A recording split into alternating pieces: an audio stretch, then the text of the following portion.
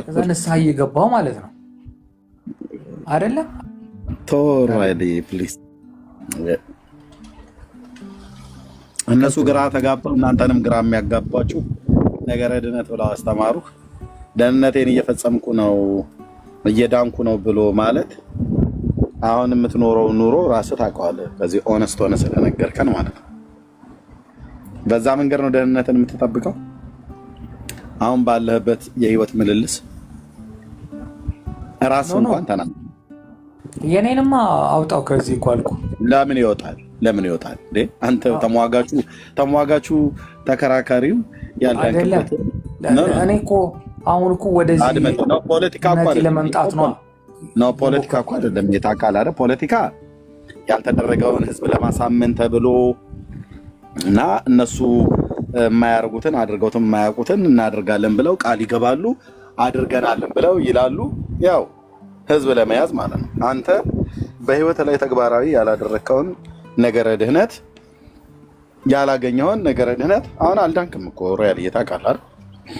እኔ በእግዚአብሔር ፊት አልዋሸንም። ሮያል ያልዳነ ወንድም ነው። አልዳንም። ገና ድኛለሁ ብለው ለማለት ምንም አይነት የእምነት ኤቪደንስ የለህም። አልዳንክም። ግን ምን አልክ? አሁን እነሱም ብለው የሚሉት አንተን ብቻ አይደለም፣ አንተን መሰሎች ኦርቶዶክሳውያን አልዳኑ። በምን? በመጽሐፍ ቅዱስ በእውነተኛው አስተምሮት አልዳናችሁም። ግን ምን አልክ? አሁን እንደዳነ ሰው ድኛለሁ፣ እየዳንኩ ነው፣ እድናለሁም ብሎ የሚል አንድ ሰውዬ የሚናገሩትን የማያውቁ ሰውዬ ተናገሩ። አሁን ያን ያስክና አንተ ድኛለሁ አልከኝ። ኦኬ ድነት እስቲ በመጽሐፍ ቅዱስ ሲፈተሽ ተብሎ ወደ መጽሐፍ ቅዱስ ቢገባ የኔም ያንተም ድነት ማለት ነው። እኔ ድኛለሁኝ በእምዴ ዳንከው ተብዬ ስባል የምናገረው ነገር በእግዚአብሔር ቃል ላይ የተደገፈ ከሆነ ብቻ ነው ድነቴ የተረጋገጠ የሚሆነው። ያንን የማምነው ከሆነ ማለት ነው። አዎ አምናለሁኝ። እምነቴ በእግዚአብሔር ልጅ ላይ ባለኝ እምነት አምኜ ድኛለሁ። ጸጋው በእምነት አድኖኛል። በዚህ በደንብ አስረግጬ ስለማምን ማለት ነው። ሮያል ግን አሁን ይህን ጸጋው በእምነት አላዳንህም። አይ ጸጋው ነው በእምነት ያዳነኝ ብለህ የምትል ከሆነ መቼ ነው የእግዚአብሔር ጸጋን አንተ በእምነት የተቀበልከው ብሎ የሚል ጥያቄ ደግሞ ይመጣብሃል ማለት ነው። አስከትሎቱ ይሄን መቼ ነው ያንን የእግዚአብሔርን ጸጋ አንተ በእምነት የተቀበልከው ብሎ የሚል ሲመጣ በአንተ ህይወት ላይ እምነት የሚባል ነገር ፋውንዴሽን የለም። አንተ ድኛለሁ ብለህ የምትለው የ40 ቀን ህፃን ልጅ ተጠምቄ የማታውቀውን ጥምቀት የማታስታውሰውን ጥምቀት በሱ ላይ ተንተርሳለህ። እሱ ደግሞ መጽሐፍ ቅዱስ ያስተምሮታል። ስለዚህ እየዳንኩ ነው ብለህ ለማለት አትችልም። ድኛለሁም ብለህ ለማለት አትችልም። የእውነቱን እንዳንድ መንፈሳዊ ወንድም እንዳንድ መንፈሳዊ ሰው ስነግርህ ሮያል ወንድሜ አልዳንም፣ እየዳንም አይደለም፣ የሚድንበትንም መንገድ አይደለም የያዘው። በእስራኤል አጸና ነው ብለህ ካልክ አሁን ያለህበትን ኑሮ ታውቀዋለህ። ከዚህ ቤትም ያለህን ኑሮ ታውቀዋለህ። ታዲያ ምን ይሻላል ለሮያል? ታዲያ ማን ነው የሚያድነው? ማን ነው የሚያወጣው? አዳኝ ኢየሱስ ራስ ፋይንድ እንትን እያልኩ እኮ ነው። ለምሳሌ አሁን እምነቴ እንደዚህ ነው አይደል የምትለው? ያንን እኮ መንገድ እኮ ነው ለመሄድ እኮ ነው። አሁን እኔ መጽሐፍ ቅዱስ እያነበብኩኝ እምነቴን እያወቅኩ ለመሄድ የምፈልገው እኮ ካለሁበት ህይወት ለመውጣት እኮ ነው። ልክ ነው። እሱ ያስማማናል ሮያልዬ። እሱ አሁን እያረካ ያለው ነገር ለመዳን እየፈለክ ነው። ይህን በደንብ ይሄ ያሳብቅባል። ለመዳን እየፈለክ ለመዳን እኮ እየሞከርኩ ነው። ምክንያቱም እየሞከርክ አይደል? ሙከራውን ተወው። ሙከራ የሚባል ነገር አስወግድ ከላይ። ለመዳን እየሞከርክ ሳይሆን ማድረግ ያለብህ የሰራዊት ጌታ እግዚአብሔር እንዲረዳ ከፈለግ ለመዳን ፈልግ። ኦኬ ለመዳን ስትፈልግ አዳኙ ማን ነው ብሎ የሚለውንም ፈልግ። እዛ መጽሐፍ ቅዱስ ላይ አንብበው ያልኩ ላይ አዳኙ ለመዳን ፈልጋል። ኦኬ ካንተ ያለው ፓርት ኦኬ መዳን እንፈልጋለን። በዘላለም የገሃነመ እሳት ተጠብሰህ ዘላለም ፍጻሜ እንዲበላሽብህ አትፈልግም። ይሄ ያንተ ነው፣ ያንተ መፈለግ ነው። ኦኬ ለመዳን መፈለግ ብቻ ሳይሆን ግን አዳኙንም ጭምር መፈለግ ነው ያለብህ። አዳኙ ስትፈልገው ደግሞ አንብበው ብዬ ባልኩ በመጽሐፍ ቅዱስ ላይ አዳኙ ብላክ ኤንድ ዋይት ደምቆ ጎልቶ በግልጽ ብሉይ ኪዳን አዲስ ኪዳን የሚናገሩት አዳኙ ኢየሱስ ክርስቶስ እንደሆነ ይነግርሃል። በምንድን ነው የምትድነው? በእምነት ነው የምትድነው። ጸጋው በእምነት ያድንሃል። ይህም የእግዚአብሔር ስጦታ እንጂ ከእናንተ አይደለም ይላል፣ ከስራ አይደለም ይላል። ከሮያል ምንድን የተጠበቀ የተፈለገው እምነት ብቻ እንዴ? የሚመካ በእግዚአብሔር ይመካ፣ የሚታመን በእግዚአብሔር ይታመን፣ የሚደገፍ በእግዚአብሔር ይደገፍ እያለ ልክ ውሃው አናተኛ ሄዶ ውሃው ላይ ለጥ እንደሚልበት አንተ በእግዚአብሔር ልጅ ላይ ሄደህ አታምንም እንዴ? ቆይ ከእምነት አንድ ነገር ልጠይቅ እስቲ ኤርምያስ። አሁን ለምሳሌ እምነት ከእምነት ውጭ ምን አለ? መጀመሪያ ደረጃ ቤዝመንቱ እሱ አይደለም እንዴ? አይደለም። በአንተ ህይወት ላይ እሱ አይደለም ቤዝመንቱ። ሮያል አይደለም ቤዝመንቱ እሱ አይደለም። አሁን እኮ አልኩህ እኮ ዳዴ እያልኩኝ እኮ ነው እኔ ገና። በቃ እሱኛውን መንገድን ቀጥል። ዳዴ ማለቱን ቀጥል። ዳዴህን የት ነው የጀመርከው? መጽሐፍ ቅዱስ ላይ ነው የጀመርከው። መጽሐፍ ቅዱስ ላይ ዳዴ ማለት የጀመረ ሰው ቀጥ ብሎ መሄዱ የማይቀር ነው። ቆሞ መሄዱ የማይቀር ነው። ተራምዶ ራሱን ችሎ መሄዱ የማይቀር ነው። ዳዴነትን የጀመርከው ከየት ነው? ከመጽሐፍ ቅዱስ ነው። እስከ ዛሬ ግን በመንፈሳዊ ዓለም ላይ ዳዴም እያልክ አልነበረም፣ አልዳንክምም፣ እየዳንክም አይደለም። ነገረ ድነት በህይወት ላይ አልጀመረም። አንተ ብቻ አይደለም፣ በሚሊዮን የሚቆጠር ኦርቶዶክሳውያን እንደዚሁ ናቸው። ሰው የአምላኩን የእግዚአብሔርን ቃል ሳያቅ፣ ሳያነብ፣ ሳያምን ያንን ቅዱስ ቃሉን ከአፉ የወጣውን ቅዱስ ቃል ሳያምን እምነቱን በእግዚአብሔር ላይ ሳያደርግ እንዴት በስራዬ እድናለሁ፣ እንዴት በስራዬ እጸድቃለሁ ብሎ ይላል? ምን አይነት ስራ አለውና? ሮያል ያለውን ስራ ያውቀዋል። ኤርምያስም ልክ እንዳንተው በኃጢአት የጨቀየው ነበርኩኝ። ዳንኤል ብለህ ብትል እዚህ ሁላችን የተሰበሰብን ማለት ነው። እህታችን ከእስልምና ሃይማኖት የመጣችው ማለት በኃጢአት የጨቀየን ሙታን ነበር። ማን ነው የሚያድነን? ማን ነው አዳኙ? ማን ነው ፈልገን ያገኘነው? በመጽሐፍ ቅዱስ ላይ ማን ነው ፈልጎን የመጣው? እኔ እናንተን የጠፋውን የሰውን ዘር ሊያድን ከኢየሱስ ክርስቶስ በስተቀር ማን አለ? ሮያል በኢየሱስ ላይ ያልተደገፈ፣ በኢየሱስ ላይ ያልታመነ፣ በኢየሱስ ላይ እምነቱን ያላደረገ በማን ላይ ሊያደርግ ይችላል? እሺ ኢየሱስ ላይ ለመታመን ሮያል ምን ማድረግ አለበት? ስለ ኢየሱስ የሚናገሩ መጽሐፍትን ነው ማንበብ ያለበት። ስለ ኢየሱስ የሚናገሩት መጽሐፍት የትኞቹ ናቸው? በብሉይ ኪዳንና በአዲስ ኪዳን የተደረደሩት የተዘረዘሩት ቅዱሳት መጽሐፍት መጽሐፍ ቅዱስ ላይ ያሉት ማለት ነው። ወንጌላቱ፣ መልእክታቱ፣ ራዩ፣ ትንቢቱ እነኚህ ማለት ነው። እነሱን ደግሞ ሮያል እያሁን በቅርብ ነው ማንበብ የጀመረው። ስለዚህ ከዚህ በፊት ነገረ ድነትን እሱ ገብቶታል፣ ድኗል፣ አልዳንም። ሮያል ብቻ ነው በፍጹም። ኤርምያስም እንደዚህ ነበረ እንዳንተ ከዛሬ 27 ዓመት በፊት ዝም ብሎ በከንቱ የሚገበዝ ቀድሳለሁ ብሎ የሚል በቃ እውነትም ቀዳሽ የነበረ ማለት ነው። ህይወቱ የረከሰ ግን ቀዳሽ የነበረ መዳኑን የማያውቅ አዳኙንም የማያውቅ አዳኙ ከፍጥሩ ጋር ተቀላቅሎበት መለየት የተሳነው የእግዚአብሔር ቃል እውቀትን የማያውቅ በደመ ነፍስ የሚወጣ የሚገባ ቆንጅዬ ሃይማኖተኛ ነጠላ ለብሶ የሚወጣ የሚገባ እንደዚህ አይነት ሰው ነበር። ይሄ ኤርምያስ የሚያወራ እኔ ግን ያልኩት ኤርምያስ ገብተዋል። አሁን ለምሳሌ አንተ እንዳልከው እኔ በእኔ በኩል የነገር ያለው እኔ መጽሐፍ ቅዱስንም አላውቀውም፣ ምኑንም አላውቅም። ዓለማዊ ህይወት ላይ ተነክሬ ያለው ሰው ነኝ። አሁንም ምንም ለማንም ያለው እየዳንኩ ነው አትበላ ሮያልዬ ያለው። አይ በእኛ እምነት ለምሳሌ ድነናል፣ እየዳንን ነውና እንድናለን የሚለውን ፕሪንሲፕል ነው የምትከተለው ኦርቶዶክስ። ስለዚህ እኔም ደግሞ ወደዛ ነው ዳዴ። እስኪ አንድ ሰው ጥራለን እስኪ። አሁን ይሄን ብለህ የምትለውን አንተ ህይወቴን ሻቀዋለሁ ብለህናል፣ ኦነስት ሆነ ስለነገርከን። እስኪ አሁን በዚህ በሚለው ድኛለሁ፣ እየዳንኩ ነው፣ እድናለሁ ብሎ የሚል አንድ ኦርቶዶክሳዊ ይግባና ጥያቄ እስኪ እንጠይቀው። እንዴት ነው ዳንከው ብለን እንጠይቀው። አንተ እግዚአብሔርን ቃል ስለማታውቅ ነው። አንድ ሰው እየገና እያነበብክ ስለሆነ ታውቃለህ። አንድ ሰው እስኪ ኦርቶዶክሳውያን የሆነ ሰው ይግባና ድኛለሁ፣ እየዳንኩ ነው፣ እድናለሁ ብሎ የሚለውን የእግዚአብሔር ቃል ነው እና በዚህ መሰረት እኔ ህይወቴ በዚህ መሰረት ላይ የተመሰረተ ነው ብሎ የሚናገር ኦርቶዶክሳዊ ይናል። ተክለ ስላሴ ግባ ምናምን የሚሉት ተክል ያለ ካለ ገባ ተክል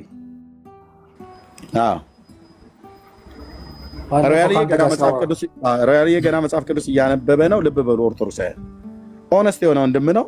ድካሙን ኃጢአቱን ያለበት መንገድ ትክክል አለመሆኑን በህይወት ትክክል አለመሆኑን ብሎ የሚለውን ቃል ሮያል አንተ ልትጠቀመው አትችልም። ለምን አልዳንክም? ወደዛ ሊሄድ ነው አስበው። እምነቴ እንደዛ ነው የምትለው ነው ያልኩት። ከምንድን ነው የሚጀምረው? እሺ ድነትህ ከማመን ነው አይደል? ድኛለሁ ብለህ ስትል ከዚህ በፊት የኃላፊ ጊዜ ነው አይደለ? አዎ ድኛለሁ ብለው በጸጋው እንግዲህ እኮ የኃላፊ ጊዜ ነው አይደል? የኃላፊ ጊዜ ነው አይደል?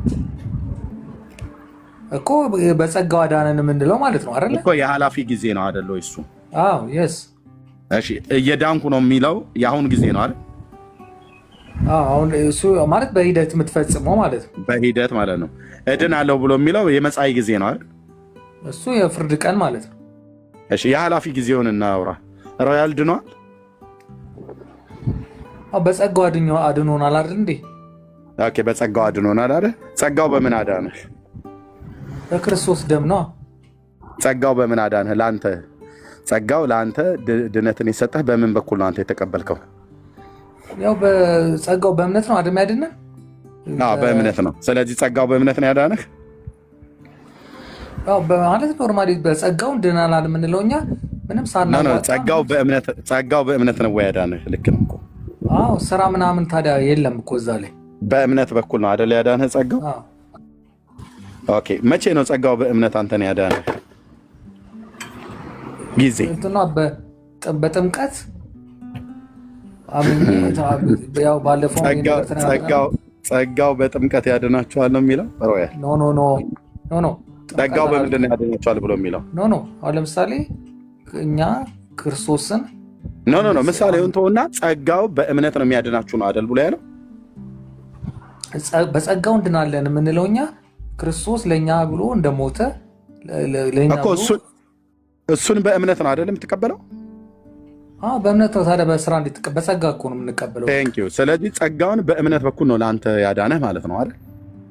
እኔ እንደዛ ብዬ ነው የማስበው። በጸጋው ነው የምድን ነው። እሺ ኦኬ የምታስበው ኦኬ መልካም። ስለዚህ ጸጋው በእምነት ነው ያዳነህ። መቼ ነው የዳንከው? ምን እኔ ድናለሁ ብለህ ነው አንተ ደግሞ ገና ለዚህ ነው ሮያልዬ ብዬ የምልህ ገና መቼ ድናለሁ አልከኝ። ስለዚህ አሁን ድኛለሁ እየዳንኩ ነው እድናለሁ ብሎ የሚለውን የእምነቴን ፕሪንሲፕል እኮ ነው የለም እሱን ተው አልኩ። የእምነቴ ፕሪንሲፕል ልትለውም አይችልም። ቤተክርስቲያኔ በምታስተምረኝ 1% ቤተክርስቲያናችሁ ነች ቁልቁል የገደለቻችሁ። ሳድኑ ድናችኋል፣ እየዳናችሁ ነው፣ ትድናላችሁ በምጽአት ጊዜ የምትላችሁ ራሱ ባዩም ክፍል ቢመጣ ይሄንን አይናገርም። ነገርከን እኮ አሁን አየኸው። ጸጋው በእምነት አድነዋል ብዬ ስልህ አላዳንህም። ለምንድን ነው ያላዳንህ? የእግዚአብሔር ጸጋ አንተን ማዳን አቅቶ ሳይሆን የአንተ በጸጋው ላይ ያለ መደገፍና ያለ ማመን ችግር ነው። ይሄ ደግሞ ከየት መጣ? የእግዚአብሔርን ቃል ስለማታውቅ ነው። ለምን የእግዚአብሔርን ቃል አታውቅም? ቤተክርስቲያንህም የእግዚአብሔርን ቃል አትነግርህም። አንብብን ብላ በግልህ አትነግርህም፣ አታስተምርምም። ስለዚህ ያልዳነን ማህበረሰብ ዳነ እና እየዳናችሁ ነው ትላለች። እየዳናችሁ ነው፣ በሂደት ድነታችሁን እየፈጸማችሁ ነው አለ። ጫት እየቃመ መጠጥ እየጠጣ እየሰከረ እየዘሞተ የመዳን መንገዱን እየፈጸመ ነው ኦርቶዶክሳዊው። ኢየሱስ በሰራው ላይ የመዳን ስራ ላይ እነሱ ጫት እየቃሙ እየጠጡ እያመነዘሩ እያስማት ድግምት እያደረጉ ድነታቸውን እየፈጸሙ ነው ኦርቶዶክሳውያኑ። በእውነት በዚች ሃይማኖት መኖር እንዴት መታደል ነው ይሏሉ። ደግሞ ይመጡና ወንድሜ ሮያልዬ አንተ የማንም መተተኛ ደብተራ አንተ ነፍስን ሲኦል መክተት አለበት እንዴ? ሌሎቻችሁም ብትሆኑ ማለት ነው። እነሱ ስለሚናገሩት ነገር እርግጡን አያውቁትም። ግልጽ አድርጌ ስነግራችሁ መዳን በኢትዮጵያ ኦርቶዶክስ ተዋሕዶ አይታሰብም። አስታራቂው ነኝ ብለው ምንድነው መሰለህ መጽሐፍ ቅዱስን ማንበብ ነው በቃ። ሌላ ምንም እሱን እኮ ነው ያልኩት ታዲያ ሮያል። ስለዚህ አሁን አንተ ሳትድን ድኛለሁ እያልክ ነው፣ አልዳንክም እያልኩ ነው እኔ። ወንድሜ እኮ ብትድን እኔ ምን የሚያጨቃጭቀኝ ነገር አለ? እንድትድን ግን እፈልጋለሁ፣ እንድትድን እንፈልጋለን። ቤተክርስቲያን በምታስተምረው መንገድ ለመግባት ራሱ ገና መጽሐፍ ቅዱስን እያነበብኩ ነው። ያንን እንኳን የቤተክርስቲያን መንገድ መያዝ አልቻልኩም ነው እኮ። ስለዚህ ሮያል አሁን ባለው እድሜ ያልዳነ ኦርቶዶክሳዊ ነው ማለት ነው። አያሳዝንም? አያሳዝንም ወይ? አሁን ለምሳሌ ኦርቶዶክስን ወክዬ መናገር አልችልም። ምክንያቱም እኔ ስለ ውክልና አይደለም ብዬ የምልህ ስለ ራሴ የኦርቶዶክስ እምነት ተከታይ ነህ፣ ግን ያልዳነ ኦርቶዶክሳዊ ወንድም ያልዳነ ግን ድኛለሁ ብሎ ደግሞ ለመናገር የሚቃጣው ሲጠይቁት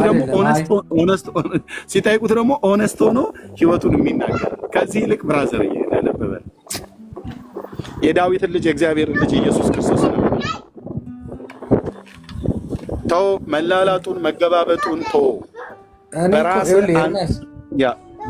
በራስህ ቆይ አድመጠኝ ሮያል፣ በራስህ በራስህ ጥረት እንደ ማቱሳላ 969 ዓመት ቢሰጥህ 1 ሚሊዮን ዓመት ኑር ብሎ ቢለዚህ ምድር ላይ 1 ሚሊዮን ዓመት ሮያል የሚባል ሰው ሳታረጅ አሁን ያለህን ተክለ ሰውነት ቁመናህን ይዘህ 1 ሚሊዮን ዓመት ከዚህ በኋላ የመኖር እድል እንኳን እግዚአብሔር ቢሰጥህ አንተ በምትሰራው በመልካም ስራህ ያንን የዘላለምን ድህነት አታገኘውም። ከ1 ሚሊዮን ዓመት ትሞታለህ ማለት ነው። ከ1 ሚሊዮን ዓመት በኋላ ወደ ሲኦል ትገባለህ ማለት ነው። ኦኬ። በእግዚአብሔር ልጅ ግን እምነት ብታምን 1 ሚሊዮን ዓመት አይደለም ዛሬ ተብሎ በሚጠራበት ቀን መዳንን አሁን በእምነት ትቀበላለህ። ምንድነው ማድረግ ያለበት? አንተን ኦነስት ሆነህ የተናገርከው በበደልህ በኃጢአትህ በደለኛና ኃጢአተኛ ሰው መሆንን አምነሃል። ጥሩ ነው። አሁን ቀጥሎ ማመን ያለብህ አንተ ኢየሱስ ጻድቅ ጌታ መሆኑንና ለበደል ለኃጢአትህ እንደሞተልህ አንተን ስለማጽደቅ በሶስተኛው ቀን ከሙታን እንደተነሳ በስሙ የሚያምን ሁሉ የኃጢአቱን ይቅርታ እንደሚቀበል በልብህ አምነህ በአፍህ መመስከር ነው ያለብህ። በልብህ አምነህ በአፍህ ስትመሰክር ፓስተር እንትን አይደለም፣ ሐዋርያው ቅዱስ ጳውሎስ እንደተናገረው በልቡ አምኖ በአፉ መስክሮ ይድናል። አለቀ። እኔ ያው ለምሳሌ ምን አለ መሰለህ በክርስቶስ ኢየሱስ ለምሳሌ አሁን እንደዚህ እምነት በሚለው የቤተ ክርስቲያኔን ሕይወት አልኖርኩትም፣ ግን አሁን መጽሐፍ የኖሩትም አልዳኑም። ሮያል ኖረናል እየኖርን ነው ብለው የሚሉ ሰዎች እስቲ ይምጡ። ይኸው ተክላይ መጥቷል። እስኪ እንጠይቀው። እነዚህ ድነናል እየዳንን ነው እንድናለን ብለው የሚሉ ተራ ፖለቲካ እያወሩ እንዳሉ እንዴት እርግጠኛ መሆን ይቻላል? እሱን ነው እኔ ያሳያለሁ። ከራሳቸው አፍ ስትሰማ እርግጠኛ ትሆናለህ። እኔ አሁን ሳናዝዘው ታያለህ ማለት ነው። አሁን ስጠይቀው ማለት ነው ድኛለሁ እየዳንኩ ነው እድናለሁ ብሎ የሚለውን ኦርቶዶክሳዊ በኃላፊ ጊዜ ድኛለሁ፣ በአሁን ጊዜ እየዳንኩ ነው፣ በመጻኢ ጊዜ እድናለሁ ብሎ የሚለው ሰው አሁን ሚዩት አድርገውና ጠብቀን ተክላይና እኔ ስናወራ ማለት ነው ፍንትው ብሎ ኩልል ብሎ ይታያል። ራሱ ተክላይ እንዳልዳነ አሁን በእግዚአብሔር ቃል ስንፈትሸው ኦርቶዶክስነት ፍንትው ብሎ ይታያል ማለት ነው። እሺ ተክሌ እንኳን ደህና መጣ። እንኳን ደህና ቆያችሁ። ሰላም ብያለሁ ሁላችሁንም። ሮያል እንዴት ነህ? ተክሌ ሰላም ነው። ጠራው እኮ እና ተክሌ እኔ መጽሐፍ ቅዱሱ ምናምን ሳልሆን እኔ ገባ እምነቴ እንደዚህ ነች፣ እንድናለን እየዳንን ነው እንድናለን የሚል ነው መጽሐፍ ቅዱስ የምትለው ቤተክርስቲያን የምትለው እና ግን እኔ በዚህ ህይወት ውስጥ ግን የለሁበትም፣ ግን ወደዚህ ህይወት ለመግባት እየታገልኩ ነው ብዬ ነው ያልኩት። ስለዚህ አንተ ደግሞ ከሱ ጋር ተነጋገሩ። ይሄንን እምነቴን ነው እኔ ማምንበት በሚለው ነው ያወራሁት። ችግር የለውም ሮያልዬ። እና ኮታዳ ወደዚህ ህይወት ለመግባት በቃ ንስሐ መግባት ነው የሚጠበቅብን። ምንም አይደለም። ከቤተ ክርስቲያን ርቀ ቆየ። ስለዚህ ተመልሰ ንስሐ ገብተ ኃጢአትን ተናዘ የክርስቶስን ስጋውና ደሙን እየተቀበልክ በቅድስና ህይወት መኖር ነው እንደ እግዚአብሔር ቃል ማለት ነው እንጂ ከፕሮቴስታንቶች ገዝት መግባትም አይጠበቅብን። ከነሱ መልስም የኦርቶዶክስ ትምህርትም አታገኝም። ወደ ንስሐ መግባት ነው እንጂ እና ወደ ቤተ ክርስቲያን ቀርበ ትምህርት መማር የቤተ ክርስቲያንን ትምህርት መማር ነው እንጂ የሚጠቅመው የኦርቶዶክስ ትምህርት የሚያስተምርህ የለም ለማለት ነው። ኤርሚ እሺ፣ አንተ ጋር እንቀጥል።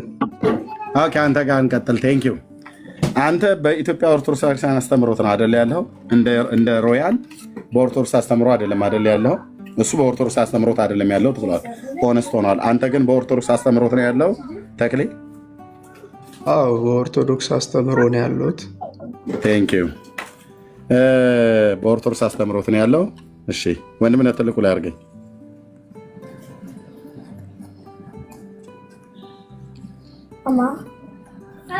ኦኬ በኦርቶዶክስ አስተምሮ ነው ያለው። ንስሐ ገብተሃል?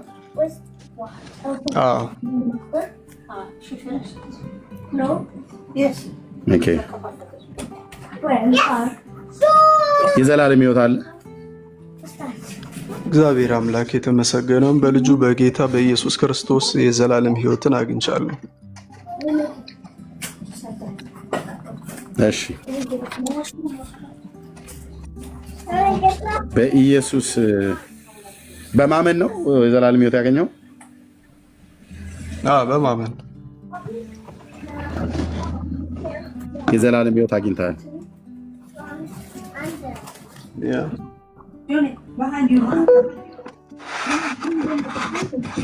አሁን ብትሞት፣ አሁን እያወራን እያለ ብትሞት የት ነው የምትገባው? ገነት ወይስ ሲኦል? አሁን በሞት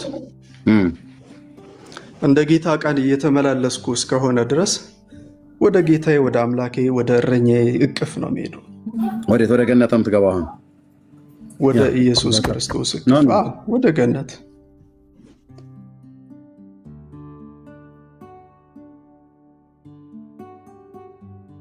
አይሰማም?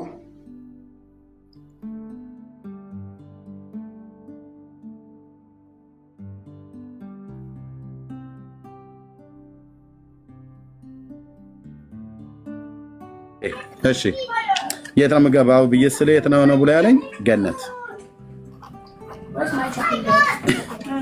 ገነት ነው የሚገባው። ገነት እንደምትገባ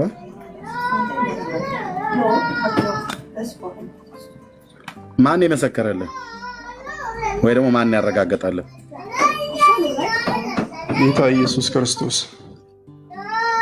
በምን በኩል? በወንጌል ነው። ወንጌሉ ምን ይላል? ሰዎች የእግዚአብሔር ልጅ ድምፅ የሚሰሙበት ጊዜ ይመጣል፣ እርሱም አሁን ነው፣ የሚሰሙትም ሁሉ በሕይወት ይኖራሉ ተብሎ እንደተጻፈው የአምላኬን ቃል እየተከተልኩ ፍጻሜ ደግሞ ወደዛው ነው ማለት ነው። ኦኬ። ስለዚህ እግዚአብሔርን ልጅ ድምፅ መቼ ነው የሰማኸው? ከልጅነቴ ጀምሮ ነው። ከስንት ዓመት ጀምሮ? ከታች ጀምሮ። ከስንት ዓመት? በዚህ ቀን ብዬ ልነግርህ አልችልም። ያንን አንተ መናገር የምትችል አይመስለኝም። ከልጅነቴ ጀምሮ ብለኸኛል። ከመቼ ጀምሮ? ከልጅነት ጀምሮ፣ ከታናሽነት ጀምሮ የጌታን ድምፅ መስማት የጀመረው? ክርክር አታርገው። ከመቼ ጀምሮ ነው የጌታን ድምፅ መስማት የጀመረው? ከልጅነት ጀምሮ። በዚህ ቀን ብለህ መናገር ትችላለህ እንዴ ኤርሚያስ? እኔ አላልኩም። እኔ አንተን ያልኩህ። እኔ መቼ አልኩኝ? እኔ ከመቼ ከልጅነት ጀምሮ ጊዜውን መድብልኝ ነው ያልኩህ። የጌታን ድምፅ መስማት የጀመርክበትን ከልጅነት ጀምሮ ማለት እንግዲህ ማስተዋል ከጀመርኩበት ጊዜ ጀምሮ ማለት ነው። ከስንት ዓመት ማስተዋል? እሺ ማስተዋል ከጀመርክበት ከስንት ዓመት ጀምሮ ማስተዋል የጀመርከው? በቃ ምን ልበልህ፣ ሕፃን ሆኜ ነው። ሕፃን ሆኜ በእናቴ ጀርባ ሆኜ ቤተክርስቲያን ስመላለስ የጌታን ነገር ሁሉ አይ ነበር። ልብ በሉ። መቼ ነው ያስተዋልከው ብዬ ስለው ማስተዋል በጀመርኩበት ጊዜ። መቼ ነው የሰማሁ ብዬ ስለው ማስተዋል በጀመርኩበት ጊዜ አለ። መቼ ነው ብዬ ስለው በእናቴ ጀርባ ላይ ሆኜ ነው እያስተዋልኩ የነበረው አለ። ዚስ ኢዝ ኦርቶዶክስ። በእናቱ ጀርባ ሆኖ የሚያስተውል ሕፃን እናቴ ኦርቶዶክስ ማለት ምን አገናኘው ኤርሚያስ? አይ በእናቴ ትምህርታችሁና ማስተዋል ማለት ምን ማለት ነው? አንተ አካለ መጠን ማድረስ ጀርባ ጀምረህ ነው ማስተዋል የጀመርከው። እንደዚህ ነው ምዛዝ ሮያል እየሰማሁ ብቻ ተሰማኝ ብቻ ሮያል ፌር ሁን እንጂ ኤርሚያስ። ማስተዋል ማለት ነው ማወራ የጠየቅኩህን ነው። እኔ ፌር ሆኜ ነው የምሰማህ። መቼ ነው የጀመርከው? ስናገር እኮ አሁን ማሾፍ ካልጨረስክ ልስጥህ። ቀጥል። ካልጨረስክ ልስጥህ። የኔን መልስ ሌላ ንግግር ለምን ትነው? ያንተን መልስ ነው የጻፍኩት ወንድሜ። ለምንድን ነው ምንድን ነው ያልኩት? አድምጠኝ። መቼ ነው የጌታን ድምፅ የምሰማው አልኩት። የምንጽፈው ለዚህ ነው። ባይዘው መቼ ነው የጌታን ድምፅ የሰማው ብዬ ስልህ ከልጅነቴ ጀምሮ አልከኝ። መቼ ነው ቀኑ ንገረኝ ብዬ ስልህ አይ ቀኑን አንተ አታውቀውም አልከኝ። እኔ አላውቀውም፣ ራስህ ተናገር አልኩህ። ራስህ ትናገር። ማስተዋል በጀመርኩበት ጊዜ አልከኝ። መቼ ነው ማስተዋል የጀመርከው ብዬ ስልህ ከእናቴ ጀርባ ላይ ጀምሮ በነበርኩበት ጊዜ አልከኝ። ዚስ ኢዝ ኦርቶዶክስ አልኩ ማለት ምን ማለት ነው? ይህ ነው ኦርቶዶክሳዊነት ማለት ነው። ወደዛ አትሄድ። አሁን እኔ ልጨርስልህ። በቃ አሁን እዚህ ላይ ስላልገባህ ነው መልሰው የጻፍከው። ለሁለት አይደል የጻፍከው?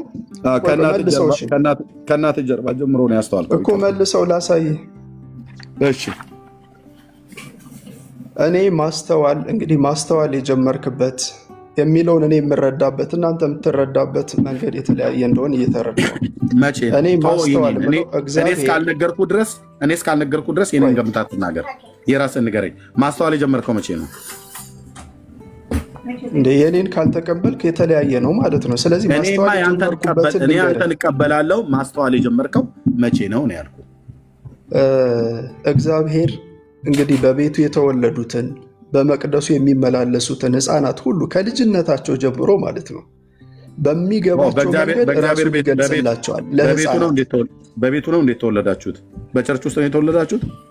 በቤቱ ማለት በክርስቲያን ቤተሰብ ማለት ነው። ኦኬ፣ በክርስቲያን ቤተሰብ። እሺ፣ ስለዚህ መቼ ነው አንተ ማስተዋል የጀመርከው ነው ያልኩህ ተክሌ። ጡት እየጠባ አንድ ሕፃን ማስተዋል አይጀምርም። ነገር ግን በእናቱ ጀርባ ወደ ቤተክርስቲያን እኮ እሱን ላስረዳህ እንጂ ኦኬ ማስተዋል ምንድን ነው የሚለውንም አብሬ ላስረዳ። ምክንያቱም ማስተዋል ማለት ትርጉሙ ማስተዋል ማለት እኛ አንፈልገውም። አማርኛ ተናጋሪዎች ነን። በደንብ እንዳንናገር የምታደርጉ ከሆነ ለምንድን ነው ታዲያ? እንዳትናገር አላልኩህም። አንተ ዝም ብለህ ያልሆነ ቃል ታመጣና እሱን ተርጉምልን አላል። የቃል ትርጉም አይደለም ያልከው። ማስተዋል ማለት ምን ማለት እንደሆነ እዚህ የማይገባው ሰው አይደለም ያለው። ማስተዋል የጀመርከው መቼ ነው? አድምጠኝ፣ እኩል አታውራ። ማስተዋል የጀመርከው መቼ ነው ብዬ ስጠይቅህ ማስተዋል ማለት ትርጉሙ ልንገርህ አትበለኝ። 10 መዝገበ ቃላት እጄ ላይ ያለ ሰው ነኝ። አማርኛ ቋንቋ ተናጋሪ ነኝ ብራዘር።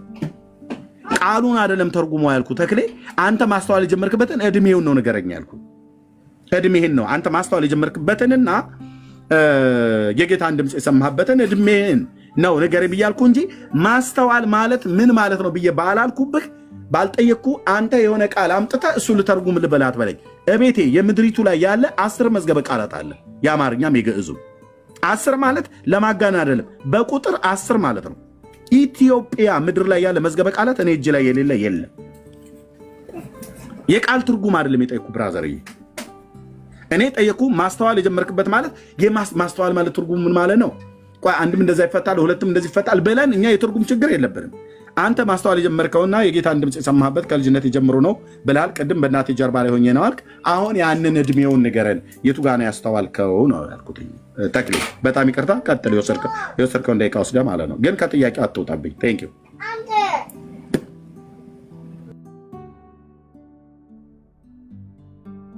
ማውራት ትችላለህ፣ ሰጥቻለሁ። ይኸው እንትን ማይኩን ልኬልሃለሁ፣ ክፈተው። የፈለከውን ደቂቃ ወስደህ ንገረን።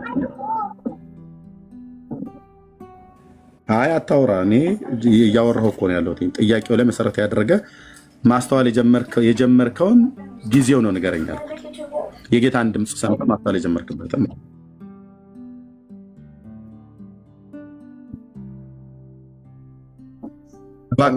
ማስተዋል የጀመርክበትን እድሜውን ንገረን። ማስተዋል የጀመርክበትን እናገርኩ እኮ ከእናቴ ጀርባ ጀምሮ የእግዚአብሔርን ነገር አስተውል ነበር፣ አይ ነበር የጀመረው።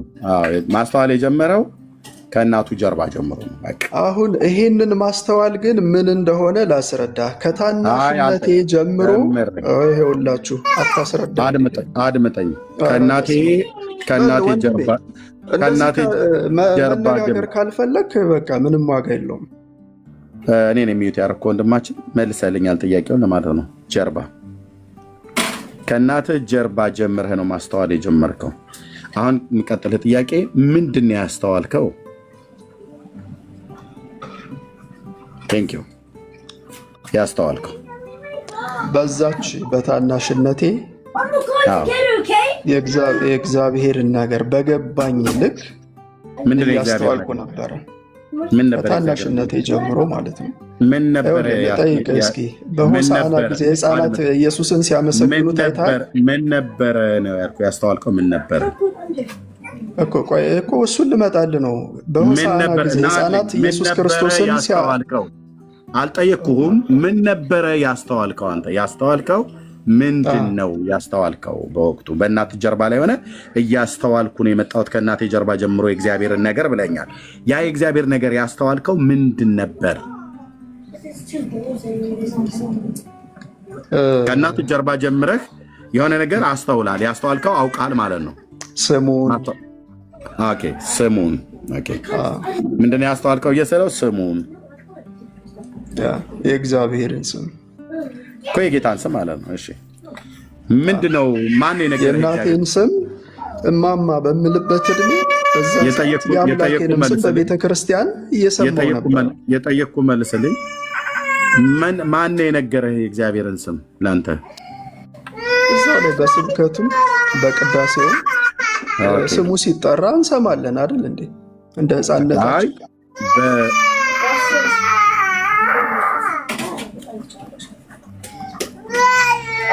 በስብከትና በቅዳሴ ስሙ ሲጠራ ነው የሰማኸው? ማን ነበር እያሉ ይጠሩት የነበረው?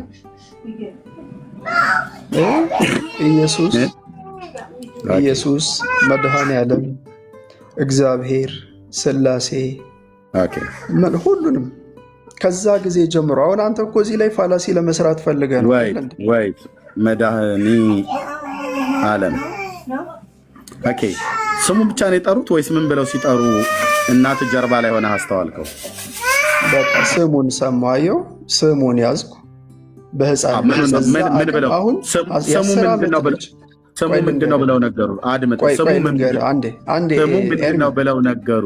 እኔን ደግሞ ፍቀድልኛ እንድናገር። እፈቅድልሃለሁ። ስሙን ምንድነው ብለው ነገሩ? እናሰማህ ሲነገር ሰማየው። መድኃኔዓለም እየተባለ ሲጠራ ሰማው። ማን ነው? ምንድነው ብለው ነገሩ? እንዴ ምን አይነት ኢየሱስ ማን ነው? መድኃኔዓለም ማን ነው? ምንስ ሆነ? ምን አደረገ? ለህፃናት ቆይ ልንገርህ፣ ለህፃናት እኮ ቀርበው እንደዚህ ነው ይሄ ነው እያሉ ስብከት ላይ አስተምሩ ማለት